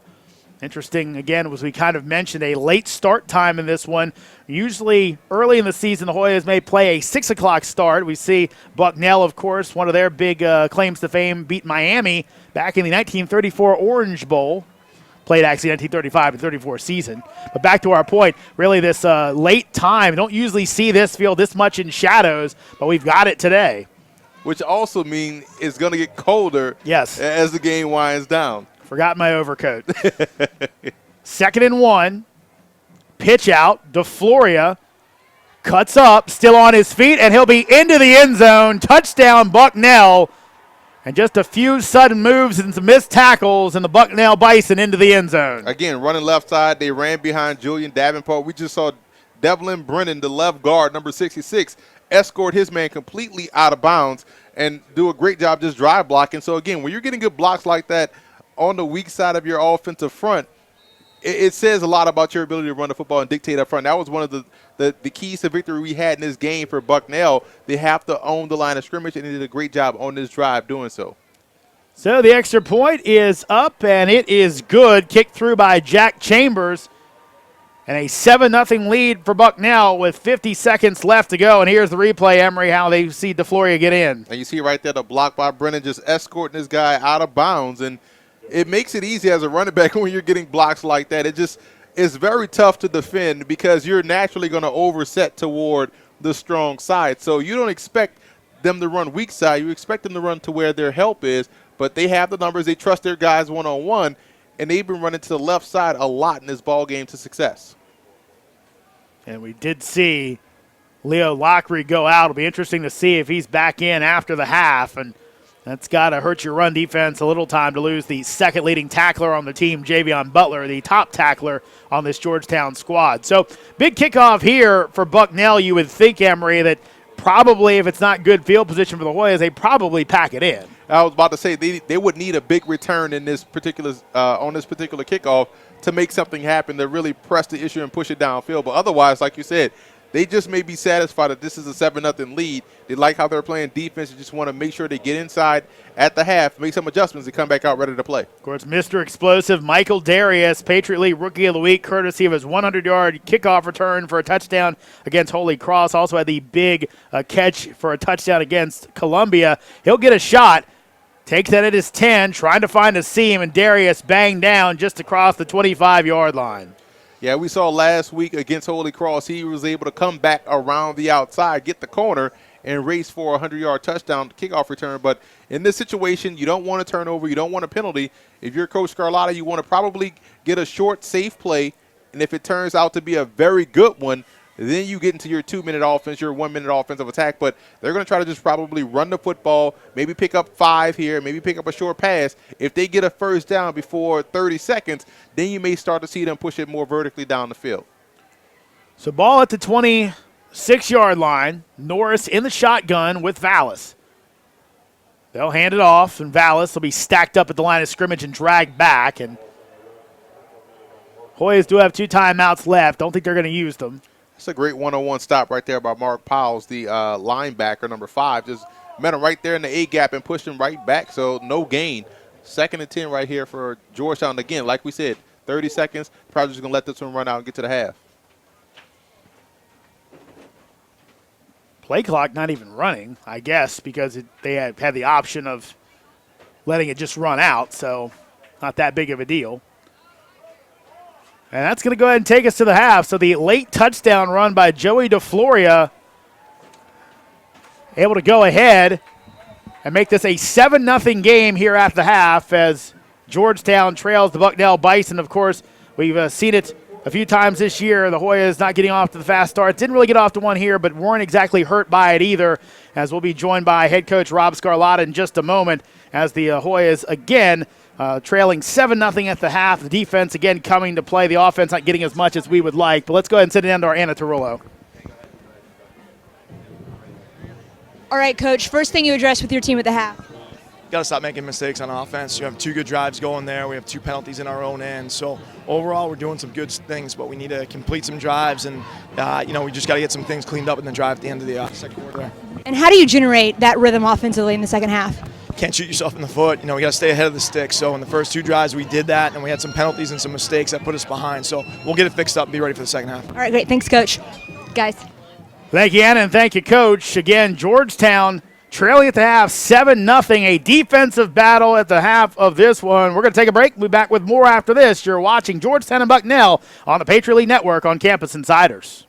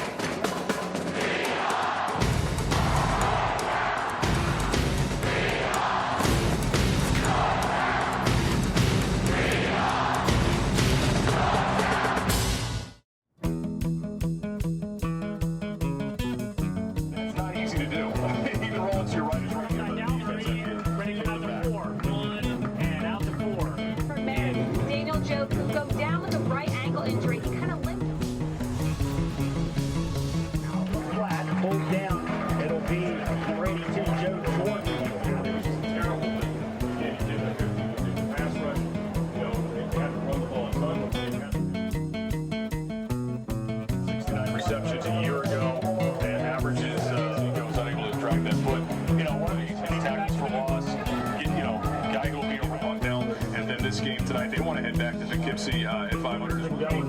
Yeah, absolutely. You got to be fundamentally sound when this defense gets out there. They just got to do things. You're obviously a guy, a ball hawk back to. It was a major point of emphasis for us. And also, we need to be a better third down situation.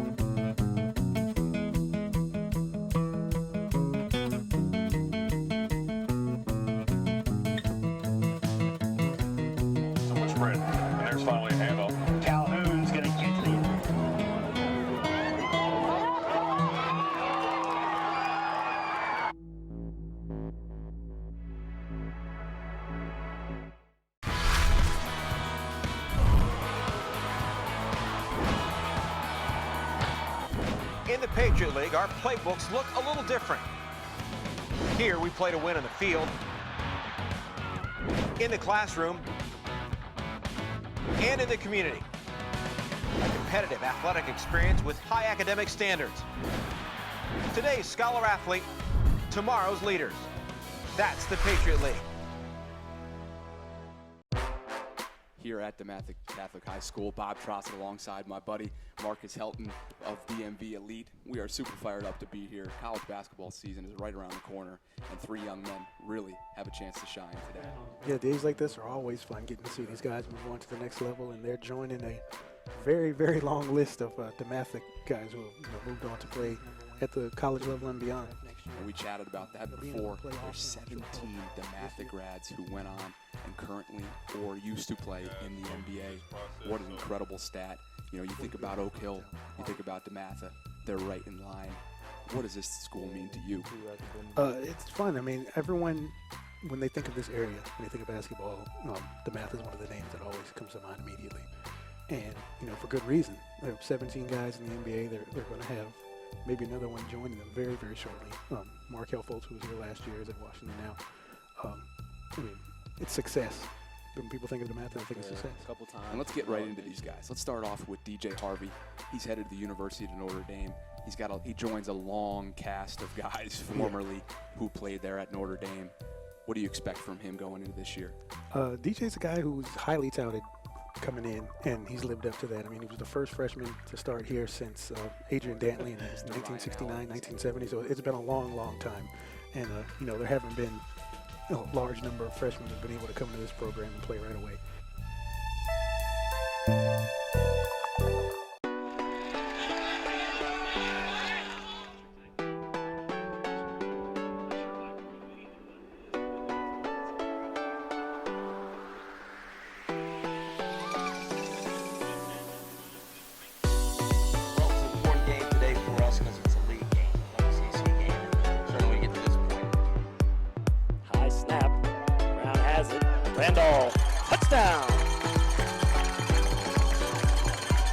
That's a heck of a job right there. He froze that linebacker in the hole with a subtle dent.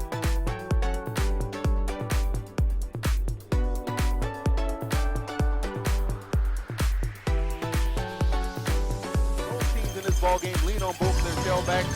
It hasn't really been a perimeter game.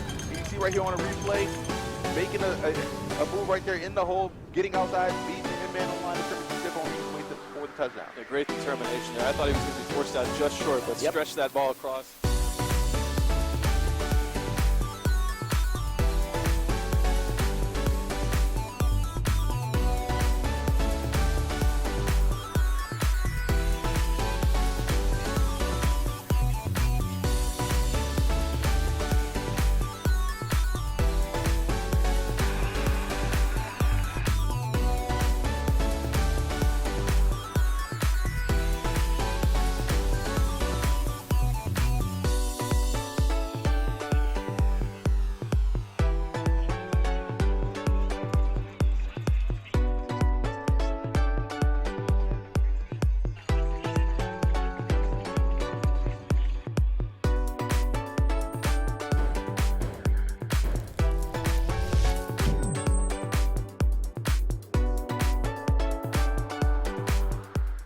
Today, we're at McDonough Arena on the campus of Georgetown University in Washington, D.C., where we're tasked with broadcasting the basketball team's Midnight Madness event live to our client's Facebook page at the Washington Post.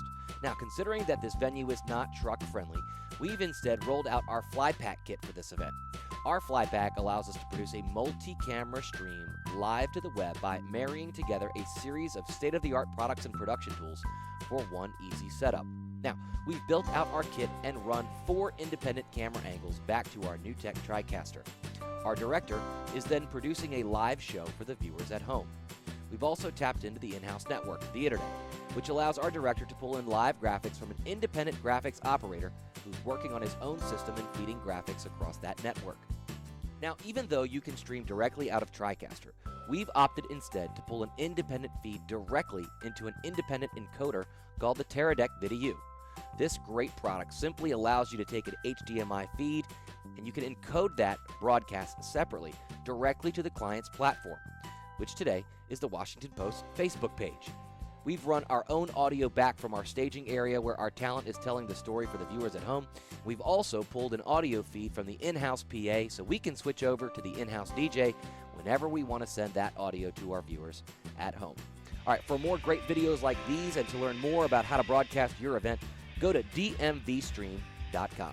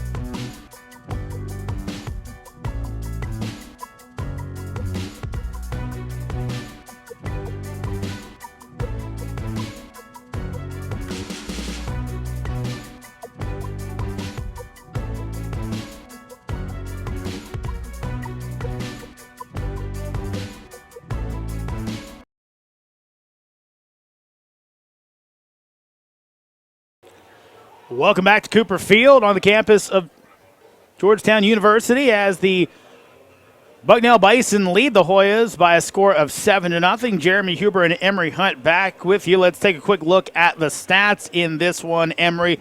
And again, not too much when it comes to your stats today. The pass number incorrect. The Bison not passing for that much. But again, the Hoyas so far in the contest really haven't been able to put too much together. Only Clay Norris with the 49 yards passing on the day. On the flip side, Bucknell really hasn't put that many numbers up either. Just had that one good drive at the end of the half. And you saw them start to get their passing game going a little bit in that second half or second quarter, the latter part where they drove down and got a touchdown. That has been the biggest difference. Which team can get their passing game going if they want to have success? Let's send it down to our Anna Tarullo. I talked to Coach Susan coming out of the half, and he said the first thing he addressed with his team was making sure that they're playing their brand of football, tough physical play, and really focusing on defense. He said he also warned his guys to be wary of double moves, trick plays, and fake punts. Guys. Yeah, Anna, and again, when you talk about Rob Scarlotta, always seems to have one in the bag of tricks. Now, what really has been good, I've thought, our games watching Coach Scarlotta's squad, it always seems like it's a point where you don't see it coming. Right now, the way the offense not moving the ball is kind of, as he said, Coach Susan knows it might be there. Yeah, and this is when you know the person personally, you know their style, you know what they're capable of, and so that's why he made that statement. But it'll be interesting to see if Coach Susan comes out and calls a trick play on offense because, like Bill Walsh used to say, it's about who does it first. That'll really deter the other guy from using the trick play as well. So John Burdick to kick it off with Vallis back deep. Very short kick. Going to be taken on the bounce by Darius inside his 20. Trying to get to the outside. Can he get there? Darius around the corner, but he'll be run into by a few Bucknell defenders and pushed out short of the 30-yard line. It's a nice return right there, getting outside and getting out of bounds as well. But Georgetown offensively has to come out, and they have to really start pushing the football vertically down the field. If they can do that, I think that will give them everything that they want to do in the running game because they really want to run the football, but they have to make sure they back up this defense and calm that pressure with their passing game. And it is interesting, Emory, looking at this Bucknell secondary, good secondary, but they're kind of short. And you think at some point, did the Hoyas just kind of throw a jump ball up there and see if one of their guys can go get it? We'll see if they do. Fake the handoff, quick screen out to Hill, and he's going to be brought down for a loss on the play. So, again, the Hoyas go short and Bucknell all over it. And here's the thing. Great perimeter defense we've seen all game long by Bucknell. They haven't missed a tackle yet on the outside. They play great team defense, flowing to the football, and great individual defense as far as making the tackles. And really it's kind of the, everything in the back seven for the Bucknell Bison, kind of short, kind of stocky, good tacklers. Let's see where the Hoyas go. Norris trying to get away from the rush, escapes it now, just throw it away, and almost picked off, and will it be? It will. What a play in the secondary, coming over and getting the feet down by Brian Marine. That's a great job. Got his feet in place. Norris thought he threw it away, but good job right there by Marine, getting in position and making a catch and getting the football for Bucknell inside the 40-yard line. That's a great job, great individual effort right there by Bucknell defense. And we saw one of the linemen, I believe Sheldon, broke loose and really in Norris's face. Had to kind of roll, and on the run, sometimes you just can't get it there and couldn't get it far enough out of bounds. And so now that may be the break that Bucknell needed to go ahead and kind of extend this lead out. DeFloria up the middle. He'll be brought down, but not until he gets so close to the sticks. And a man down for Georgetown at the line of scrimmage. And that was a good job. It looks like he popped right back up. But that was a good job by Bucknell clearing a lane. This time they ran front side, and both the tackle and tight end was able to kick those guys out and create a huge hole for DeFloria. And now Paris is going to have to come out as the referee blew the whistle for him. Sawicki comes back in.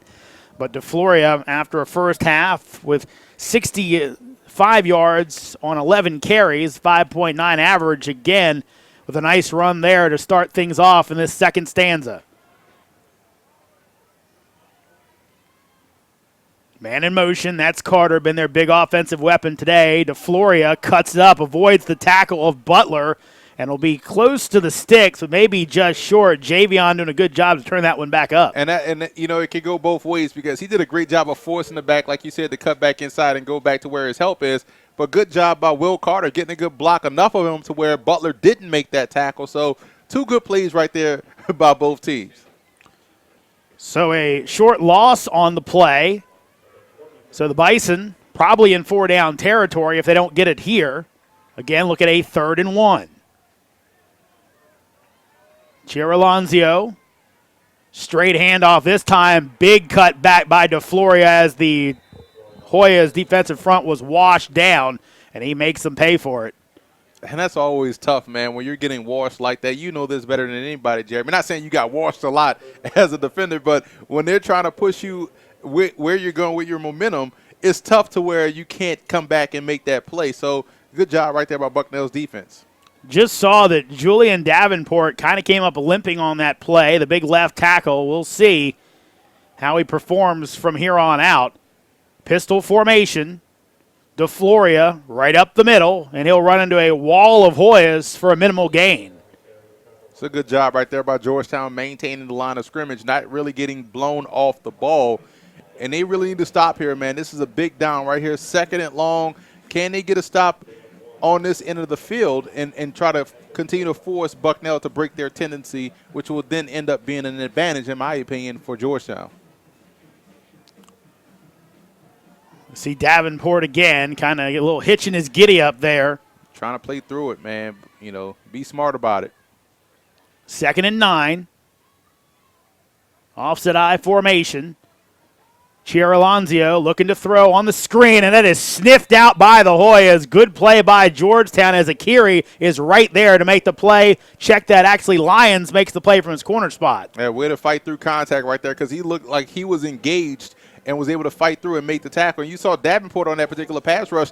Georgetown got some pressure on the corner, and when you have a bad will, so to speak, you tend to grab. And he sort of grabbed right there on that outside shoulder and nearly found himself with a holding penalty. But, again, it's going to be interesting, like you said, to watch him throughout the rest of his game because he has a noticeable limp in his giddy-up.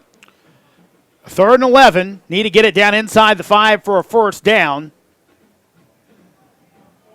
Here, Alonzo rocked back in his quarterback stance as he looks for the fade here. This will be incomplete, but the penalty comes as the corner never got his head back. Jalen Goldwire will pick up the yellow. And that's unfortunate because had he turned around, he probably would have picked off that ball because it was vastly underthrown. And now you just gave up a cheap 1st down in this situation where it was 3rd and 11. That's just bad situational awareness right there by Georgetown in the secondary. So back. They'll move it down to the 2-yard line, and Rob Scarlatta is angry, not at that call, but he's mad at seeing Chiralonzio clearly rock back in his stance when the ball didn't come, and then the referee, none of the officials calling it. Right now, Bucknell getting extra beef in there as they'll bring Abdullah Anderson in, the big defensive tackle, to be the lead blocker. If this is not going downhill, I'll be shocked.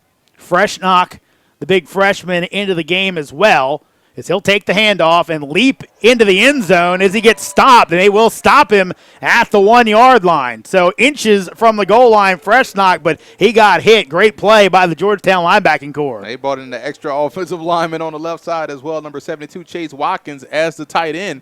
And so that pushed Davenport inside almost like a pseudo guard, and they really was going to run downhill with Anderson in the backfield. They may do it again. When you have that much size, that much strength up front, it's about moving guys off the ball, and can Georgetown withstand and get another stop? You can see it's on the shadow of the goal line right now. Chiralonzio calling the cadence. He'll hand it off again. Fresh knock into the line, tries to leap forward. They keep giving him credit, and they say stop him again. Now you got that confidence. If you're Georgetown, this is what you want. 3rd and goal on the inch line. Can you make another stop? And it looked like Freshnock had his forward progress stopped. The referees let it keep going. And the Hoyas stop it again. So let's see where Bucknell goes. In these situations, it's about ball get off. Can you get off the ball quickly and create a pile-up to where you can stop the running back in the backfield? Hoyas creeping up. Apuzzi trying to play the sneak. Freshnock cuts it back, burrows in, and gets in for the score. It's a good job right there by Freshnock, because a lot of times a running back will tend to be over-aggressive and want to just plow into the line, but he showed a good bit of patience, waited till a hole cleared up, and then was able to run right through for the touchdown.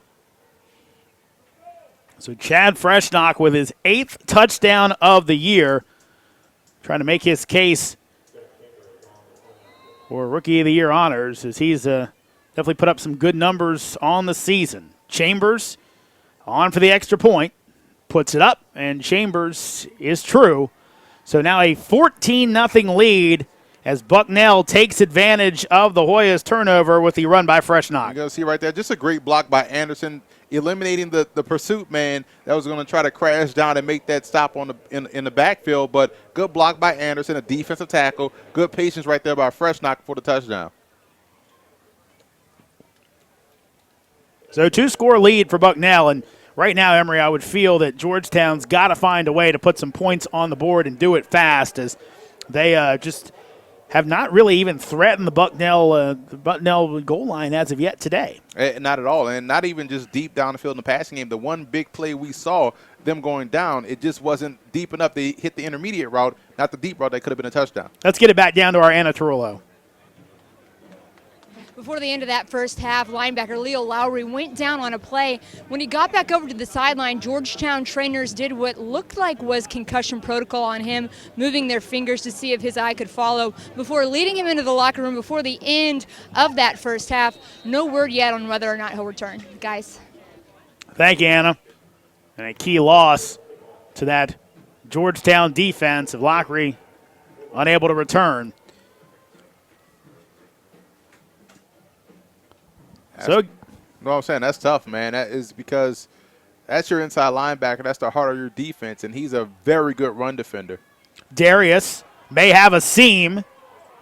Gets through the first wave. He'll be brought down from behind, but Darius is able to take it all the way out near the 45-yard line. So some good field position for the Hoyas to start this drive, needing some points. And now they have to come in and take advantage because, again, you have the ball on the minus 45 going in, and here's where you look for that trick play. You look for that flea flicker. You look for that end-around pass. But if you're Coach Scarlatta, you want to just come out and complete some short passes to get Norris some confidence and move this ball down the field. So Hoyas will scrimmage from their 44-yard line. 9:32 left to go in the third quarter. Quick pass to Williams, and he takes a big lick. And right now, all the short passes, Bucknell all over them. And Norris has made some questionable throws in this game. He's thrown to tightly covered receivers at least 3 or 4 times in this ball game. You don't want to see him put the ball in harm's way. Vallis was right there open in the flat. Take the short pass. Allow your running back to make something happen. Don't force a play because you're down 14 points. Again, Vallis remains in the backfield with Norris. Williams, the lone receiver to the right. Norris again over the middle. Again, a low throw, and Hill can't come up with a catch. So everything just coming out very quick, cognizant of that good defensive front for Bucknell. And that's just a rare drop right there by Hill. We don't see those too often, and you don't want to see a team panic, but this is a big third down in this ball game because, again, they have to show some signs of life offensively. Otherwise, you're going to see Bucknell start to amp up the pressure. And right now we've seen them drop 2 safeties back deep, something we haven't seen throughout the course of this game.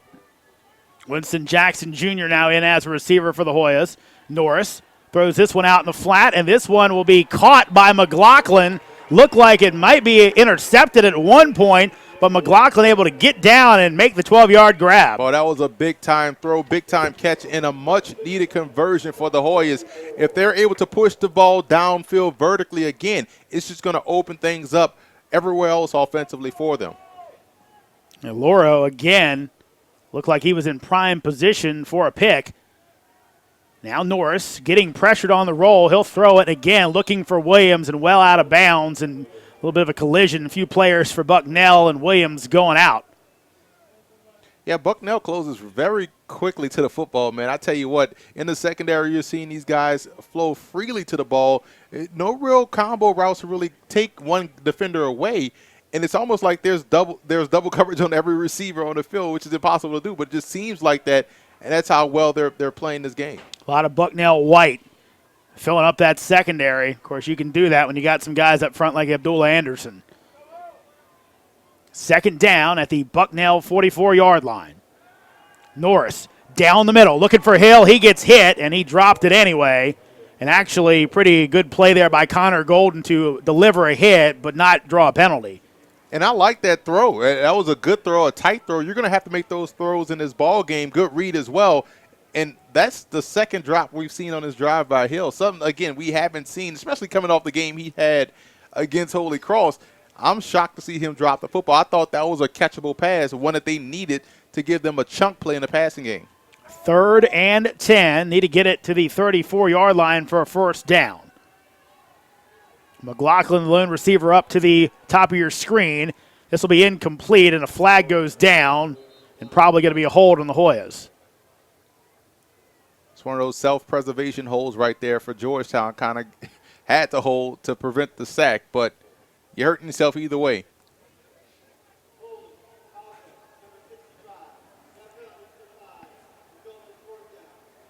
So Bucknell declines the penalty, and Hoyas will send on the punt team, try and pin the Bison back deep in their own end.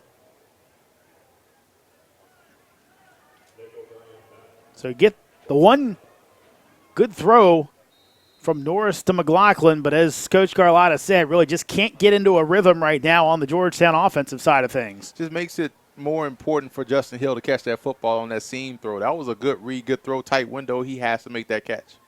McCollum, tail wagger. O'Brien's going to make the catch at his 10-yard line, and Bucknell will start from there. 1st and 10 with a 14-0 lead on the Hoyas. Now, if you're Georgetown, you had rest defensively.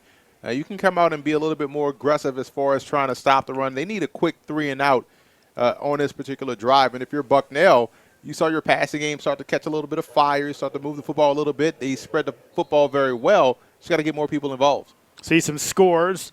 Colgate with a big win over Lafayette, while Fordham and Holy Cross playing at Yankee Stadium as we speak, and that has definitely got Fordham fired up with the big advantage there. Train ride to Yankee Stadium. They probably even have to train it from the Bronx to get to Yankee Stadium for Fordham's campus. Fresh knock up the middle. Masterson jumping in there and helping bring him down after a gain of 2.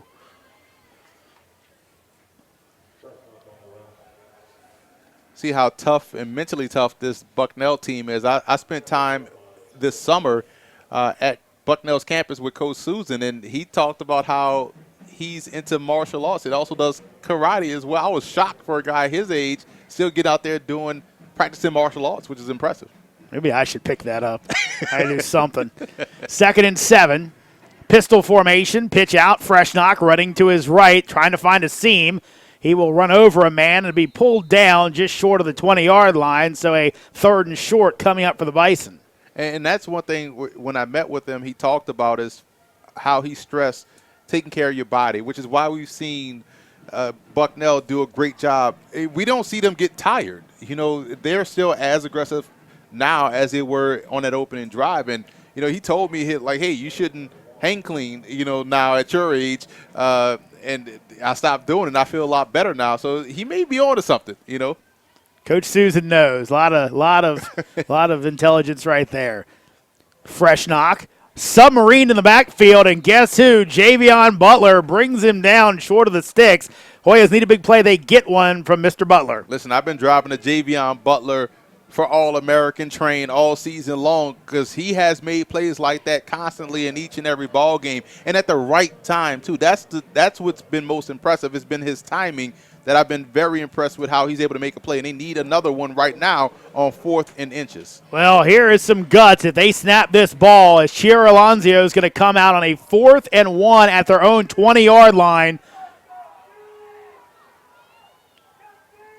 Now Bucknell moves out. Now they're going to go. They'll snap it, and someone go forward. This is an interesting. Now Kislick picks the ball up.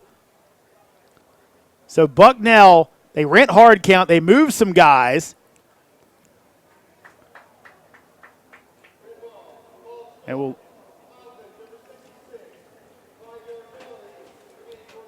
So I wonder, Emory, if that actually was going to be once those guys move, then once Georgetown kind of thought, okay, it's not, if they're trying to draw us off sides, going to go with a quarterback sneak. Didn't work, and now they have to punt. Which is interesting. I thought, we saw the false start, but I was about to say you can't shift like that. That almost threw me off. I would be upset if I was Coach Carlotta had they called that offside, because that was almost like when you fake, like when the quarterback fakes the snap out of the shotgun. You can't move like that so quickly. Berg with a very short punt, but Darius going to have to let it roll. And Ahoya gets pushed in the back, who was near the ball. Referee doesn't say anything, and Bucknell roll takes it inside the 45-yard line. You see it all the time. Guys try and push that guy towards the ball to create the turnover situation, but really one of the Hoya players, I believe it was Ryan White-Boyd, just got smashed in the back. And kind of this day of trying to keep unnecessary roughness out of the game, kind of surprised the flag didn't come out. I mean, that would be by the letter of the law of the penalty, right? Unnecessary rough. That a clip too. Right. But who knows? Georgetown finds himself back in the same situation they had on the previous drive at the 45-yard line. Let's see if they can have a different result. Tommy Jessen now into the game, so the Hoyas going a little more experienced in the receiver core. Norris will keep up the middle and gets down before the Bucknell rush can get to him after a gain of 2. Yeah, this defense is so smart, so athletic. If you fool them once, you better be able to capitalize quickly. You can't dance around trying to pick and find some room to run. You have to really hit it quick because they can readjust and make the play pretty quickly. Matt Borich, a Bucknell grad in 2001, the defensive coordinator for the Bison. Hoyas looking at a second, we'll call it 8, have to get it out to the 45-yard line. Norris, play fake, escapes a man, now he'll throw it deep, and Hill's wide open, makes the catch on the juggle, and he'll be pulled out of bounds just short of the 20-yard line, and a big play. Finally, Clay Norris gets one down the field. And Hill was open in all 3 passing windows on that particular play. He was open in the seam. That's when you saw everybody stand up and like, he's open again. He was open on the crosser, and Norris saw him on the back end on that last part of the play and found him open again for the big play in the passing game. Christian Bermudez will come off, limping a little bit. Looked like he was back there maybe trying to throw a block for Norris.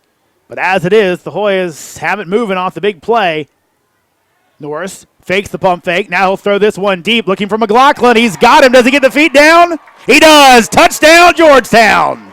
It's a heck of a throw right there by Norris. Show good pocket presence, waiting in the pocket, finding the big play deep down the field for the touchdown. And good job by that offensive line because he thought he had pressure, but they had him well protected, gave him the time where he could step up in the pocket and hit that corner out for the TD. That's a great drive by Georgetown, exactly what they needed. Darmstadt on for the extra point. We've chronicled his kicking exploits, had a big game last week. Norris the holder. Kick up and good.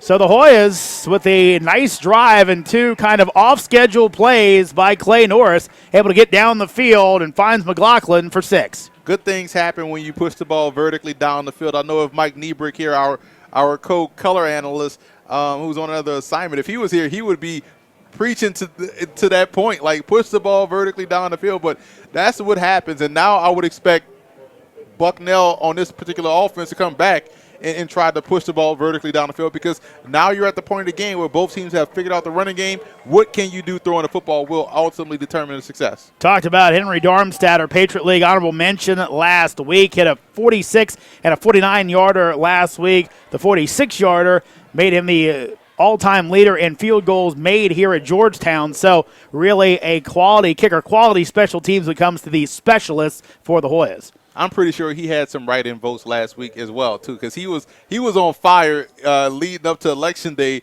after that Holy Cross game. He did a great job. So Ben Pretty will kick off as the Hoyas trailing by 7 after the long pass. Bucknell only with 4 up men. Another pooch kick.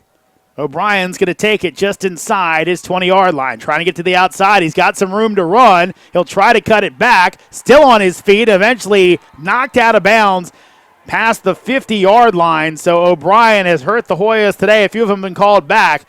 But this one, another good play. Here's Norris earlier, that pass to Hill, Emory. Yeah, stepping up, avoiding the sack. Good job protecting the football, getting it downfield to Hill, who made sure he caught the ball and then followed up with the touchdown. But I'm looking at this return, and you look at Nick O'Brien breaking tackles, and he's a cornerback. You might want to see him in the backfield a bit next year if he's an underclassman, because that's just an excellent job. He's a senior, so he's going out with a bang. DeFloria, 5-yard gain out across the 45-yard line. He's been running well today. I like how he's pressing the hole, finding the cutback lane, and just picking up yards in chunks, just slowly working the running game, and has been the jab, so to speak, of this, to use a boxing reference, in this Bucknell offense. They're looking for that knockout blow. It's going to have to come deep down the field. They have to push the ball vertically on this drive in the passing game. DeFloria, 5 100-yard games this season, looking for a 6th here today at Cooper Field. Hoy is showing some blitz. They'll hand it off to Floria. Again, bouncing to the outside, but this time there for the play was a safety coming up from the middle of the field, Matthew Deal, the linebacker. Deal, of course, known for his special teams tackling, but getting a chance here with the injury to Lockery. It's all about maximizing your opportunities. When you get the chance to play, when your number is called, the coaches expect you to execute, and that was a great job right there by him. Yeah, Deal on the season, 17 tackles, 4 of them solos, the majority of those on special teams. So a 3rd and 4 here. Again, Hoya is showing some pressure. Chiralonzio looking to throw. He's going to take off. He has the seam, and he'll get first down yardage. That's about the 2nd or 3rd time he's done that today. And again, just using his feet to move the sticks. And that was the same play they ran earlier in the first quarter on that 4th and 1 play on this side of the field. They wanted to dump the ball off short to the receiver and let him pick up the first down. Georgetown recognized that, picked it up, and that's why you saw Chiralonzio pull the ball down and scramble up for the first down.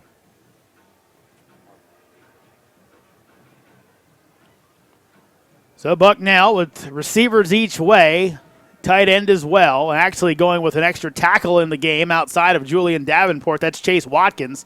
So really a powerful formation for the Bison as they'll hand it off to Floria. Gets to the outside, still on his feet and pushed out of bounds, as it'll be Goldwire making the play, but a flag goes down. That may bring this back. And I was just about to compliment them on how well they reach blocked on that stretch play, but maybe it was too good of a reach block on that one, which is why they got called for holding. And that's funny because it was the guy who came in at that extra tight end, Chase Watkins, gets called for the hold. It's tough, man, but you got to like them being able to utilize that depth along the offensive line. This is a very impressive offensive front for Bucknell. It's probably one of the most impressive in the Patriot League because of how well they're able to move left and right and obviously move downhill with power. So the flag came beyond the original line of scrimmage, so it won't be a 1st and 20, more like about a 1st and 17. Chiralonzio out in the flat, almost picked off. And Jelani Williamson yanked his helmet off, and the referees don't throw the flag. And I tell you, they're conferencing right now, and that might be 15. Williamson angry, didn't have the pick 6, and he yanked his helmet off, and there goes the flag. And again, we saw it last week with the Hoyas shooting themselves in the foot with things that didn't have to be penalties, and that one is just one you can't have happen. Especially when you look at the end result of what could have happened. It would have been a touchdown. You don't get the touchdown or the interception, but now you get 15 yards. They get the first down on 2nd and 17 because you took off your helmet. You got to be smart. You can't let mental mistakes become physical mistakes in this situation. That's just not a smart football play by Jelani Williamson, who's normally a smart football player. And we saw him last week come up with a big interception. That right there was the game changer. Would have been a pick 6. Now it's a first down for Bucknell. Talk about changing the fortunes. And it's funny, we talked to Coach Scarlatta this week during our conference call with him and talked about the penalty against Holy Cross, negated a sack, would have been a 4th down at the Holy Cross 5-yard line. Great position because of referee interference. And, hey, that's on us. You just can't do that. That's another one where everybody knows you can't take the helmet off, but Williamson gets caught up in the moment and ends up hurting his team. 1st and 10, outside the 30.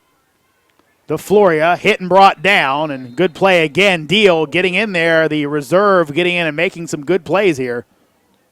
And just remaining gap sound on that play, not allowing the guy to press and cut back like he's done all game long. Finally starting to see Georgetown settle in defensively from a run gap standpoint or a gap defense standpoint and be able to really hone in on it. You see Jelani Williamson on the sidelines. Immediately, Luke Thompson and Rob Scarlatta went and got Ramon Lyons back into the game and pulled Williamson out after that gaff. 2nd and 10. They'll pitch it out this time to DeFloria, looking for that seam. Georgetown strings it out, and the Hoya defense, Luke Thompson's Mad Dogs, coming to bite right now. And you saw Javion Butler chase that play down on the backside, coming from the slot position, coming all the way back across a formation to make sure that running back didn't cut it back. Just good team defense once again, stringing out the outside run. Yeah, Luke Thompson's Mad Dogs, he gives out dog teeth to his guys for good practices and good work in games. Get those Mad Dogs, of course, with the Bulldog motif. The Hoya mascot is a big thing here. And, again, his team attacking like a pack of wild dogs right there. 3rd and 11, rollout. Chiro Alonzio looking for a man. Throws it up. It'll be incomplete. And, again, they were looking for Carter, but the Georgetown defense bows their back when needed. Not getting fooled, keeping their eyes on their luggage, as we like to say, but just a good job overall at every level on this drive from Georgetown. You saw good defensive line play. The linebackers were able to remain gap sound in the secondary. They didn't give up the big play by watching what was going on in the backfield. So great team defense overall in the series. Very interesting here as Bucknell will punt from the Georgetown 32-yard line. Berg, remember, he is a safety. He's got to punt it away. High end-over-end kick as Brown fakes the fair catch, and actually a pretty smart play by Blaze as it fakes out the Bucknell defense, can't keep out of the end zone, and they'll get the ball at the 20-yard line instead of maybe down at the 2. Yeah, smart play right there by Blaze Brown. I can't find it here on the sheet, but where is he from again? New Orleans. Oh, there you go. You know, so, but you're right, because and I thought that's an interesting play call right there, punting from the 35. You almost would probably be better off just maybe going for it, you know, in that situation, because you're only really losing 15 yards. I know that's everything, field position in this ball game, but the way that defense has played outside of the last series, I would have taken my shot on offense with the play call. Well, Bucknell on the season, 4 of 11 on field goals, 3 different kickers on those field goals, Emory, and only one of those over 40 yards. So they don't really have a lot of length in that kicking game as Darius trying to get to the outside, still on his feet. Can he find a seam? Darius will be pulled down, and a flag goes down as the Hoyas thought they had a big play, but this one will come back. It's a tough call because he has really sneaky acceleration. It looked like he was stopped on that play. That's unfortunate. It's a big-time penalty, man. Brandon Williams gets called for the penalty. And one of those things where it seems like, and obviously it happens on the offensive line too, but out there in space, always so tough to tell what's a hold, what isn't. But Williams picks one up there, and the Georgetown bench not happy about it. So interestingly, this penalty was way down the field. So it actually doesn't really hurt the Hoyas all that much. It'll be a 1st and 9. Vallis swings out. They go for the screen pass, and Bucknell all over it as Williams incomplete to him. Mark Powell's the linebacker for Bucknell, has played a great game so far. He's been active in the run. You see him right there in pass coverage, but he has done a good job all over the football field. I've been very impressed.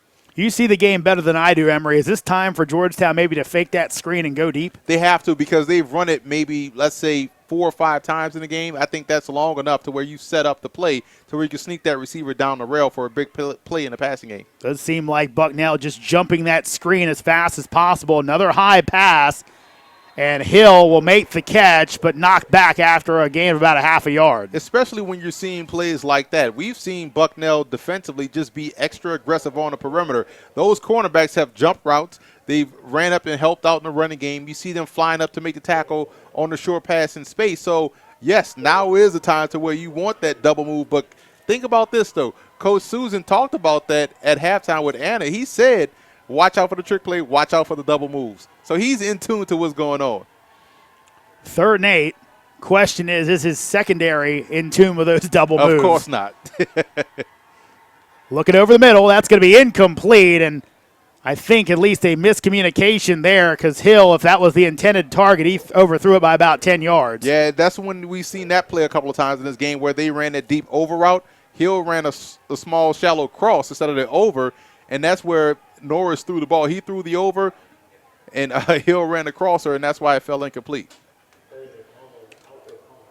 So again, O'Brien goes back deep, and he's had a few good returns today, some of them coming back on penalties, some of them held up. Let's see what McCollum could do, could use a big punt. This one gets it away as Bucknell puts some pressure on, and O'Brien's going to take it on the bounce, and he'll be brought down on another great play by Javion Butler, the one-arm tackle, able to get O'Brien on the ground. I'm telling you right now, if no one puts him on an All-American team, I'll be upset. Yeah, I definitely think a lot of people agree with you. Let's go ahead and get it down to our Anna Tarula on the sidelines. As we know, 20 Georgetown seniors are being honored in their last game on the Hilltop today, and 2 of those 20 are brothers. For senior linebacker Casey Coons and his twin brother Dylan, a student manager, Hoya football is probably synonymous with family. They're the latest in a long line of brothers to play for the Hoyas. Older brother Jack graduated in 2004 and older brother Joe graduated in 2006. But it all started with their dad, John Coons, who played on the Hilltop in the 70s, graduated in 72, and is enshrined in the Georgetown Athletics Hall of Fame. Guys. Thank you, Anna. 14-7 Bucknell leads the Hoyas. Let's go to break. You're watching the Patriot League Network.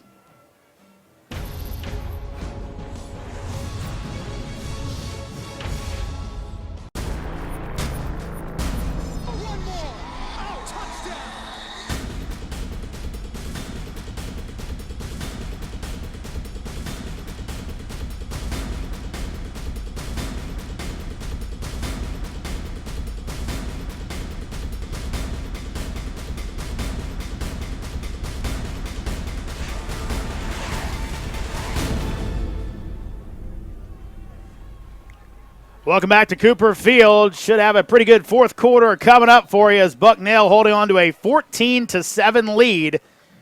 The Bison with the first 2 scores of the game, runs by Joey DeFloria and Chad Freshnock, and then a Clay Norris to Jimmy McLaughlin touchdown catch brought the Hoyas within 7. 1st and 10 now for Bucknell. Freshnock up the middle. He'll be taken down on a shoestring tackle by Novacki, but not until a gain of 7. Yeah, you look at Freshnock with that 7-yard gain, has 11 carries for 35 yards. Joey DeFloria, 19 carries, 90 yards, and a touchdown. But that's just getting the job done running the football. And Cherry Alonzo has done his part in picking up key first downs with his legs. So it's been a running game coming from a lot of different players for Bucknell. 2nd and 3 now for the Bison, who are looking for their 4th win of the season. They finish out the campaign next week. Hoyas will as well as they go up to Colgate. Freshnock cuts it back, has the first down, trying for more as he'll be brought down after a gain of 7.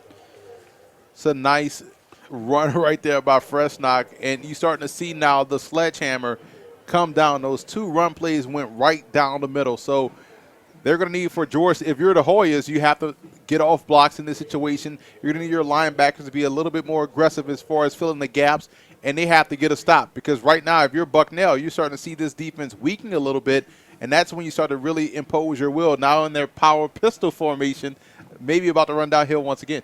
Yeah, a little undersized Georgetown front. Bucknell trying to take advantage of it. Freshnock again up the middle.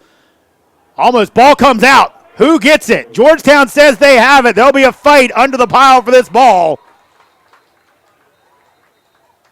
Freshnock was pushing forward, trying to get that extra yard. And it will be Georgetown football, so the Hoyas get a big play from their defense. I feel like David Akiri must have done it because he's the one celebrating the most. Well, that's the key. Even if you didn't do it, you celebrate the most, you're going to get the credit. So we're going to give him the credit for forcing that fumble. But that was a big play that they needed at the right time. Now, they're going to need their offense to capitalize and make something happen. This is when you go deep down the field because you're fresh off of a turnover. Now you take your shot downfield to try to cash in quickly on the free turnover. Marquise Paris credited with the fumble recovery. So a 1st and 10. Vallis will take the run, and he may do it on his legs all the way down inside the Bucknell 40-yard line. Big gain for Alex Vallis. Give him 24. Yeah, all the big runs for Georgetown in this ball game have come right down the middle on those influence plays. They're taking advantage of the over-aggressiveness right now of Bucknell. And when they are able to have success, they're ripping off these big, long runs. Now they have to capitalize and build on that by throwing it outside on the perimeter. 1st and 10. Vallis remains in. Bermudez in there as well. He struggled with some ankle injuries today.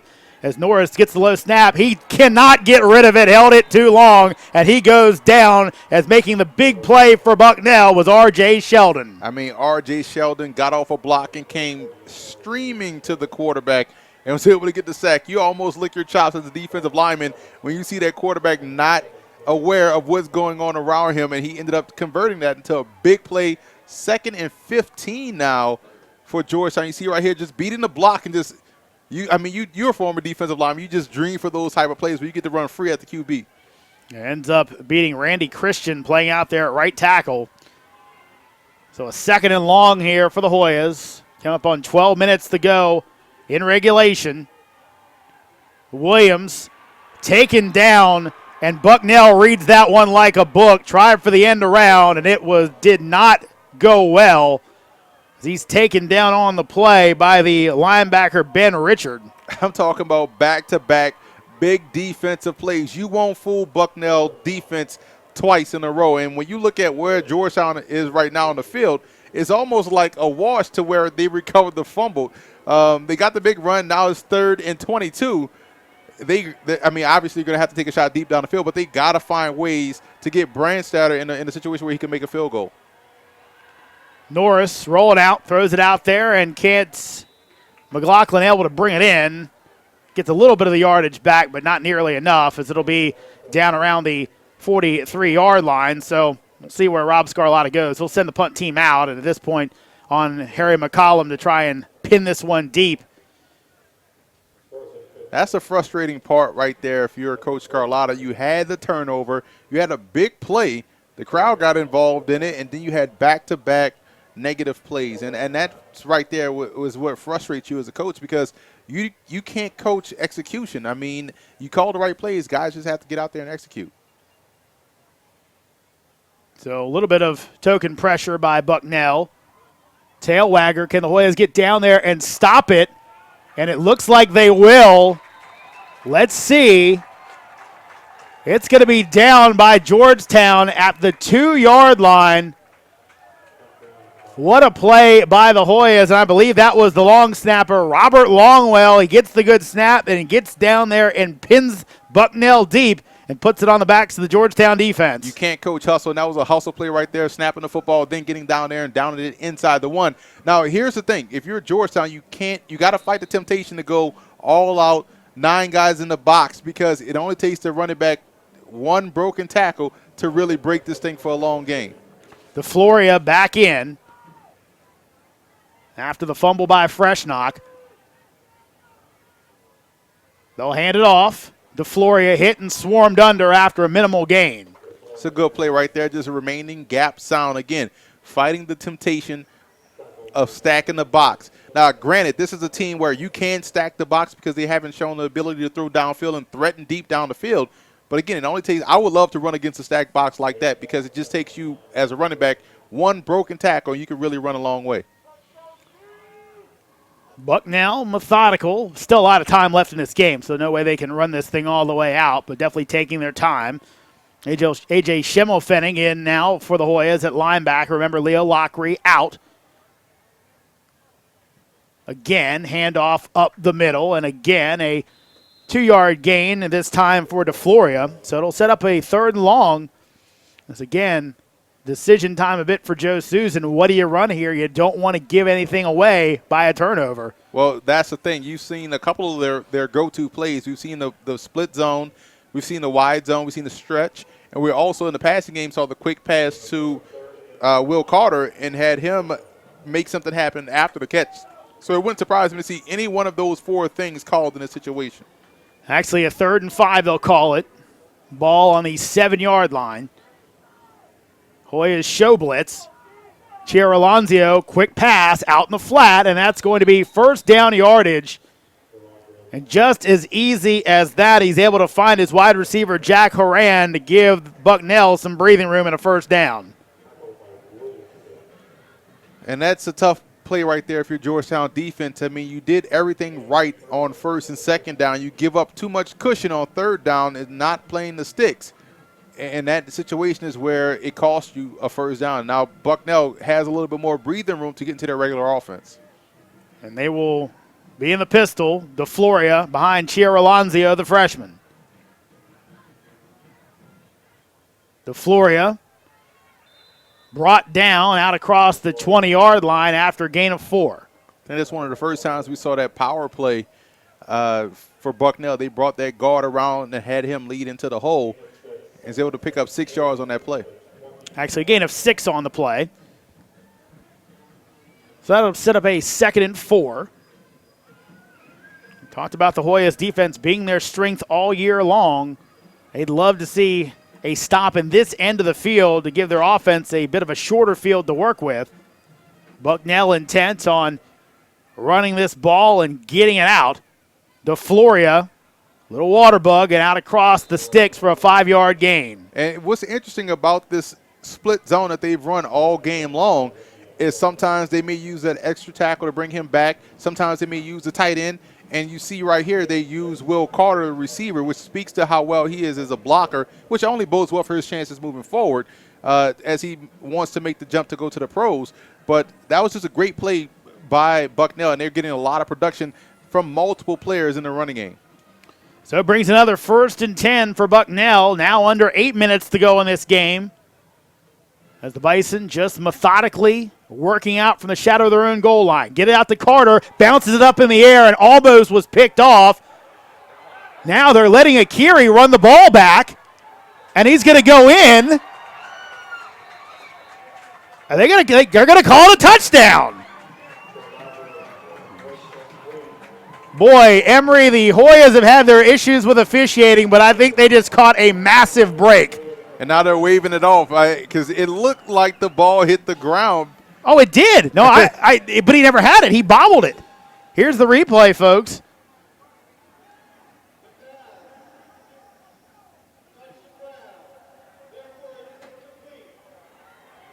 Yeah, I mean, I don't know how no one saw that on the first play. I thought they were saying that it was a fumble because it so clearly hit the ground. And heads up play right there by Akiri to run it back into the end zone and make the officials make the call.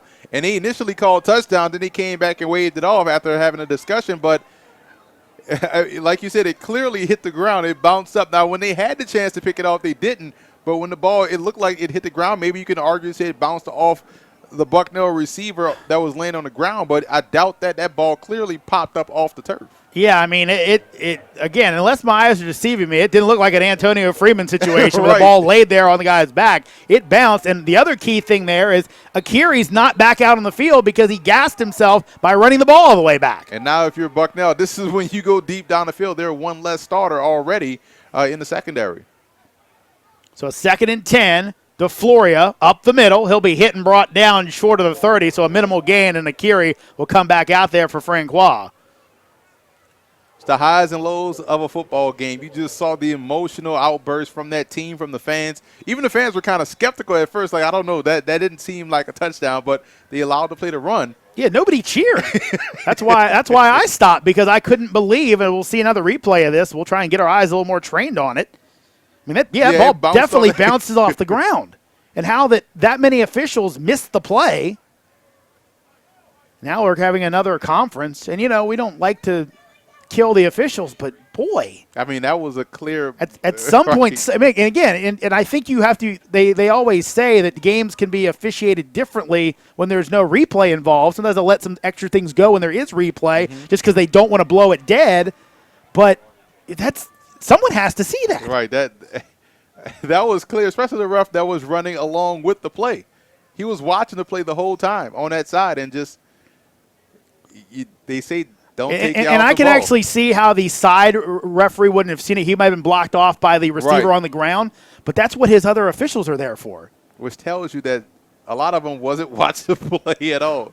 Kind of put everyone on blast just now. Again, we don't know the referee, when they move around, what they see, what they're supposed to call, but boy, that's a tough one if you're evaluating Patriot League officials. Can we use the sun in the eye on this one or no? We can't use sun is in the eye on this No, one. definitely not today. Maybe the lights, but not the sun. And now we'll have a timeout. And now Joe Susan is angry about something. And I think he wanted the play clock.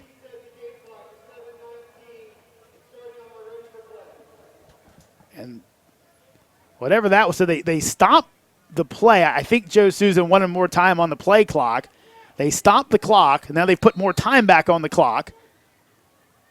And that'll just run down.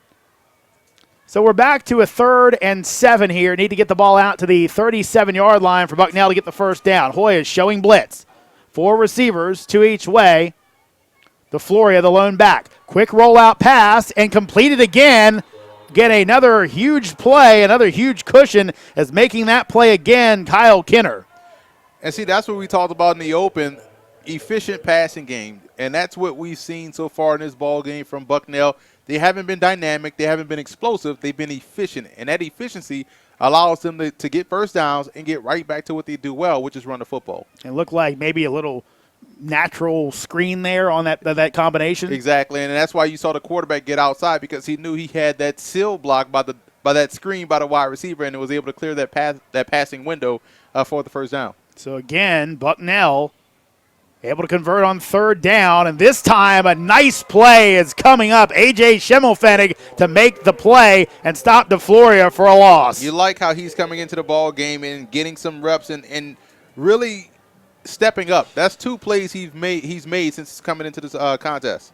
You've seen Schimmelfennig, you've seen Deal get some chances and taking advantage of their opportunities on the defensive end.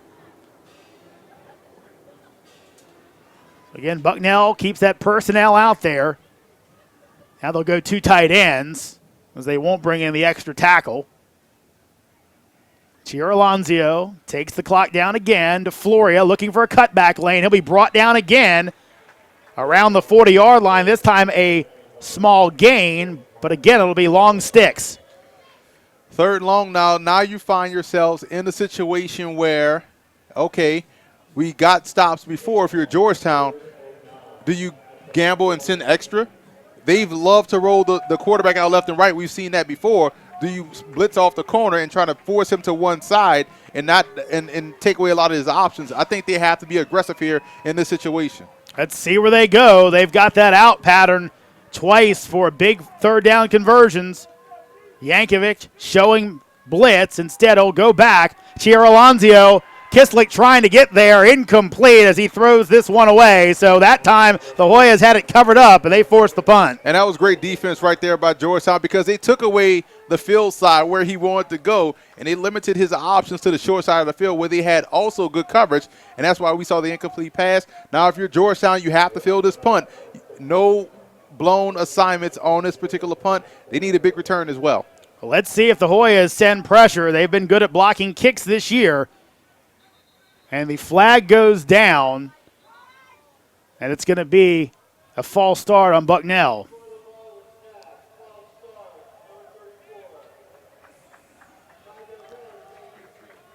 John Fox, the freshman safety, picks up the penalty, so that'll move it back.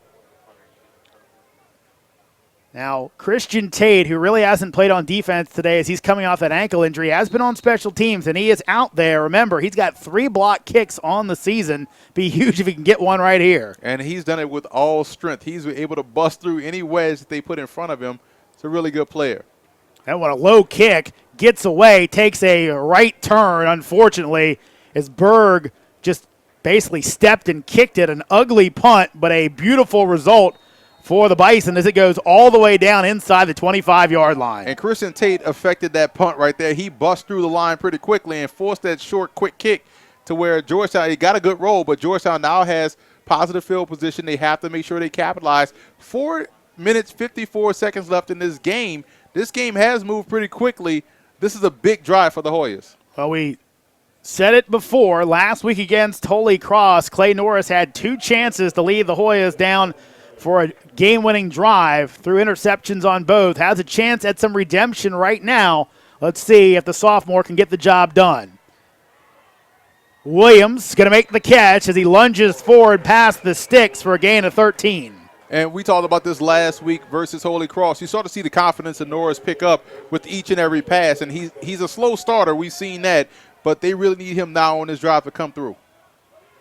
So a good first play for the Hoyas as they look for a win, their first Patriot League win of the season in their final home game. Swing past to Vallis. Can't get away from the tackle. Again, this good tackling Bucknell secondary on the spot as Brian Marine makes the tackle. Gain of 4, but could have been a lot more. And they are very confident in their ability to make those one-on-one tackles because they fly up aggressively and they don't miss any in space. But that's a good positive play on first down. It's 2nd and 6 now if you're Georgetown, and that's what you want. You want to just continue to move the football positively down the field. Coming up on 4 minutes to go in this contest. The Hoyas chasing the touchdown. Bucknell with that 7-point lead. Norris pump fakes. Now he'll throw this one way over the head of McLaughlin, just trying to get rid of it and avoid the sack. Still took a big hit. You know what? They ran that play we talked about earlier in the third quarter. Maybe they wanted to go with the pump and go downfield, and Bucknell was sitting on that expecting it to happen, and that's why they took it away, and which is why he ended up throwing it out of bounds. So this is a smart football team. They are not fooled. They are always in position. It's very tough to really catch these guys slipping with anything on the field. So a 3rd and 6. Need to get it out to the 46-yard line for a first down. Could be 2-down territory. Norris rolling out. Pressure coming up. He'll throw it for Hill, and that's incomplete as he's out of bounds. Just threw it a little too far. Now with 3:45 left, Rob Scarlatta's got to make a decision. That was a heck of an attempt, showing a lot of effort right there by Justin Hill. He tracked that football and tried to get both feet in bounds to really lay out for that catch. Great effort, just not the right execution for this play. The ball has to be put a little bit more inside, but it's tough to get a good throw when you have that much pressure coming at you. So Scarlatta is going to go for it. Probably a smart call considering Bucknell's field goal team not very good. If you can stop them, on downs, you'll probably get the ball back with another chance. Norris throws this one looking for Hill, and again overthrown. Looking for his top receiver and just couldn't make the connection, and now Bucknell gets the ball back with a chance to run it out. They ran the same exact play on 4th down that they ran on 3rd down. You want to see a better throw, but again, Norris saw that pressure coming and kind of got off the launch pad spot a little bit and forced an errant pass, which is why we find ourselves now with the change of possession situation in this game. But if you're Bucknell, that's a great job getting pressure. That's a great job understanding the situation, realizing they had to get the first down, playing the sticks, and they was able to force that 4th down turnover by the Hoyas. Hoyas do have 3 timeouts left, still 3:41 to go, so plenty of time for Georgetown if they can make the stop. The Floria, just that quick stutter, ends up getting it back to the line of scrimmage instead of a 2-yard loss, which could have happened, and Rob Scarlatta takes that timeout with 3:36 left to go on the clock. And you're starting to see Georgetown up front be a little bit more aggressive in their run gap responsibilities as we have an injured guy down on the field. Yeah, Jethro Francois. Looks like an ankle injury or something with his foot. Yeah, we saw earlier today, I believe Rob Scarlatta's mom here. And as we were going by her, said Georgetown's going to win today. She was definitely big on it. She said she felt it. She said she was adamant about it. Interesting little tidbit that you dug up, Emory. I'm chock full of information, man. I dig deep for this one. Now, when they played George Washington, which is right up the street, they need to bring their football program back, by the way. There was no cheering in the first quarter when they buried Christy Mathewson in Lewisburg during that home game. That's interesting. We've seen college basketball teams do this. I forgot the particular school where there's no cheering at all. It sounds weird. It's eerie, yeah. It's eerie, And so can you imagine that in a football game when when a lot of stuff is happening out there on the field that is no cheering in the first quarter. Of course, for some of our younger viewers, or a lot of our viewers, because Christy Matthews has been passed for a while, the longtime great pitcher for the New York Giants, Christy Mathewson, of course, a Bucknell legend. The stadium up there is named after him. DeFloria up the middle, lunges forward at the last second. He'll be very close to first down yardage, so a big gain, exactly what Bucknell needed. And Rob Scarlotta going to take another timeout. Yeah, he thought about it for a minute because here's the situation. You know Bucknell's offensive line is very good. It's 3rd and short. This is probably 2-down territory for Bucknell because you mentioned their kicking game is suspect, to put it nicely, but they're going to have to stop the run. They're going to have to hold Bucknell to, no gain on 2 plays? Can you do that without them getting the first down? Or do you let them drain 40 seconds off the clock and then take your chances on a new set of downs, a new series? So tough situation right there for Coach Carlotta. See the other Patriot League scores. Colgate with the win over Lafayette earlier. Fordham with a big performance against Holy Cross. And that one important. I think Fordham really the only other team that has a shot at possible at-large bid. Probably a long shot, but I think the Rams trying to put on as much of a show as they can. They have to because, again, they have the best running back, or arguably the best running back in the FCS, in Chase Edmonds, who I think should be in line for the Walter Payton Award. And you look down south at North Carolina A&T with Tariq Cohen, who went over 220 yards today. Those 2 running backs are in the hunt for that Payton Award, which is the FCS equivalent to the Heisman Trophy. DeFloria up the middle, and he is going to have first down yardage as Georgetown pushes him back. And that will be move the sticks. And so now with 3:22 left and just 1 timeout for the Hoyas, we'll see where this one goes. And Chase Edmonds had 4 touchdowns today against Holy Cross at Yankee Stadium. So a home run hitter getting the job done at the home of the Bronx Bombers. That was good. That was a double one because the Bronx Bombers and that's what I do. That's what I do. So 1st and 10 for Bucknell as they will look to run the clock out. They can't do it without another first down. DeFloria up the middle, just trying to get in behind that big Bucknell line, and it will be a 2-yard gain. What have your thoughts been watching Davenport out there play? You know, I think because I have such a good global level, I haven't really paid attention. But, I mean, the Hoyas haven't had any sacks today. I mean, maybe one? Maybe one in the beginning. Yeah. I think so. Now, part of that's because of Chiri Alonso, a couple of those plays stepping up. But that pocket, I think the Hoyas getting out of their lanes because they're so desperate to get that pressure kind of led to that. So, again, he's quite a player. And, again, he has a frame, and that's always big, have that big frame. Now, Bucknell just gets the play off. Play clock was down to 1. DeFloria, he's going to go, and Hoyas might as well let him. At least they get the ball back that way, and DeFloria in for the score, and that might just do it here with 2:05 left on the clock. I think DeFloria was surprised he popped through that hole like that. I thought he was expecting to get tackled and caught himself like, whoa, I'm open. I can make this happen, and he ended up scoring the touchdown. So you're right. That looks like probably the knockout blow for Georgetown. You hate to see that because this was a great game played by both sides. Crazier things have happened in college football this season, but here's the kick. It is up, and it is good. But with the passing game of Georgetown, we haven't seen that capability just yet. We were talking about teams like Oklahoma State. You see right here, I thought he was going to be tackled right about there. He thought so too, realized he popped through and just outraced the secondary who sold out. This was what I was talking about earlier on the back end, where you stack the box, and it just takes one missed tackle to break a long run, and that's what happened on that play. Tough break for Georgetown, but if you're Bucknell, this is what you've done all season long, and this is why they're a tough opponent. It doesn't matter if they're playing up at the FBS level or playing one of the stronger FCS teams. Bucknell is a very tough opponent week in, week out. And we saw them earlier in the season. Bucknell losing in triple overtime to VMI earlier in the year. Of course, also some of their matchups, Lehigh, their last game actually only lose by a touchdown to the high-powered Mountain Hawks. Mountain Hawks hadn't have that game, or didn't have to have it, but they got it and clinched the Patriot League championship. But anytime you can hold that team to 20 points, you're doing something right. Exactly, and we talked about it again. They're aggressive defensively. They trust their own personnel to make plays in space. And, again, if you can get that level of production at every level on your defense, it says a lot about your coaching. It says a lot about the talent you have on your roster. So Burdick to kick it away, high kick. It's going to be taken by Darius just outside his 10-yard line. Darius looking for a seam to show off that speed, and he's going to get it out to the 40-yard line. Ball on the ground, but they'll say he is down.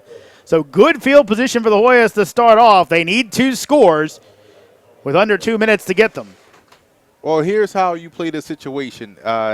If you sit at home saying, how can Georgetown come back with 1 minute and 57 seconds left? Well, ideally you want a one-play touchdown drive, and you have to convert an onside kick.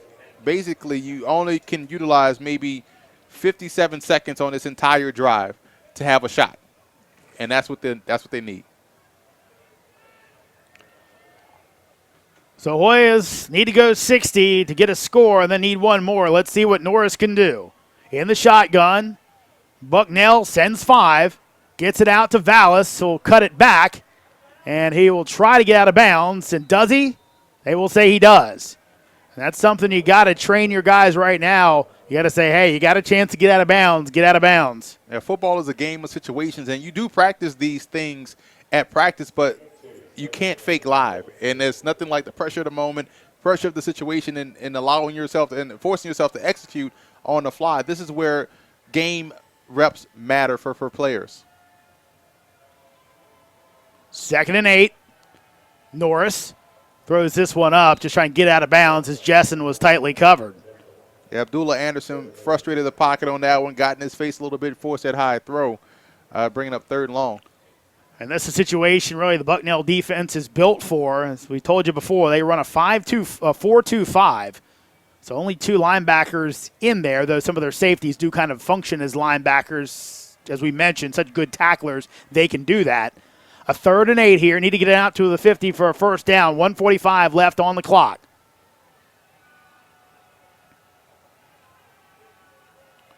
Norris gets it out quickly. Hill makes the catch, lunges forward and gets the first down, and more importantly, stops the clock. You like to see that effort right there by Hill, and they're going to run up, try to get a quick play call. They got to move quickly. Clock is rolling again, 1:35.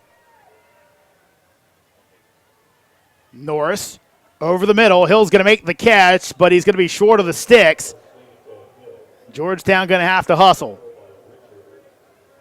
Only 1 timeout left for Georgetown. Again, 1:17 and counting in this ball game. Norris looking over the middle for Jessen. This will be picked off, and that'll do it. Bringing it back is Brett Berg. He's punted all day. Now he's trying for his own punt return as he's brought down by Christian. But that's going to do it as Bucknell will be able to run this one out as they'll come out of D.C. with a win. And look at the clock. It's 1 minute left in the game. So there go that whole 57 seconds I talked about for them to make something happen. And it's just unfortunate it ends on this particular play because, again, I thought Georgetown has played a good game on offense and defense, but just not enough to get the victory. But credit Bucknell for what they have been able to do on both sides of the ball. Also playing great special teams, have some really good returns early in the game. So Chier Alonso will come out and take the knee. And we'll see if Rob Scarlatta goes to the official, but I don't think he's going to take his timeouts. And looks like the Bison will have to snap it one more time, and that'll do it.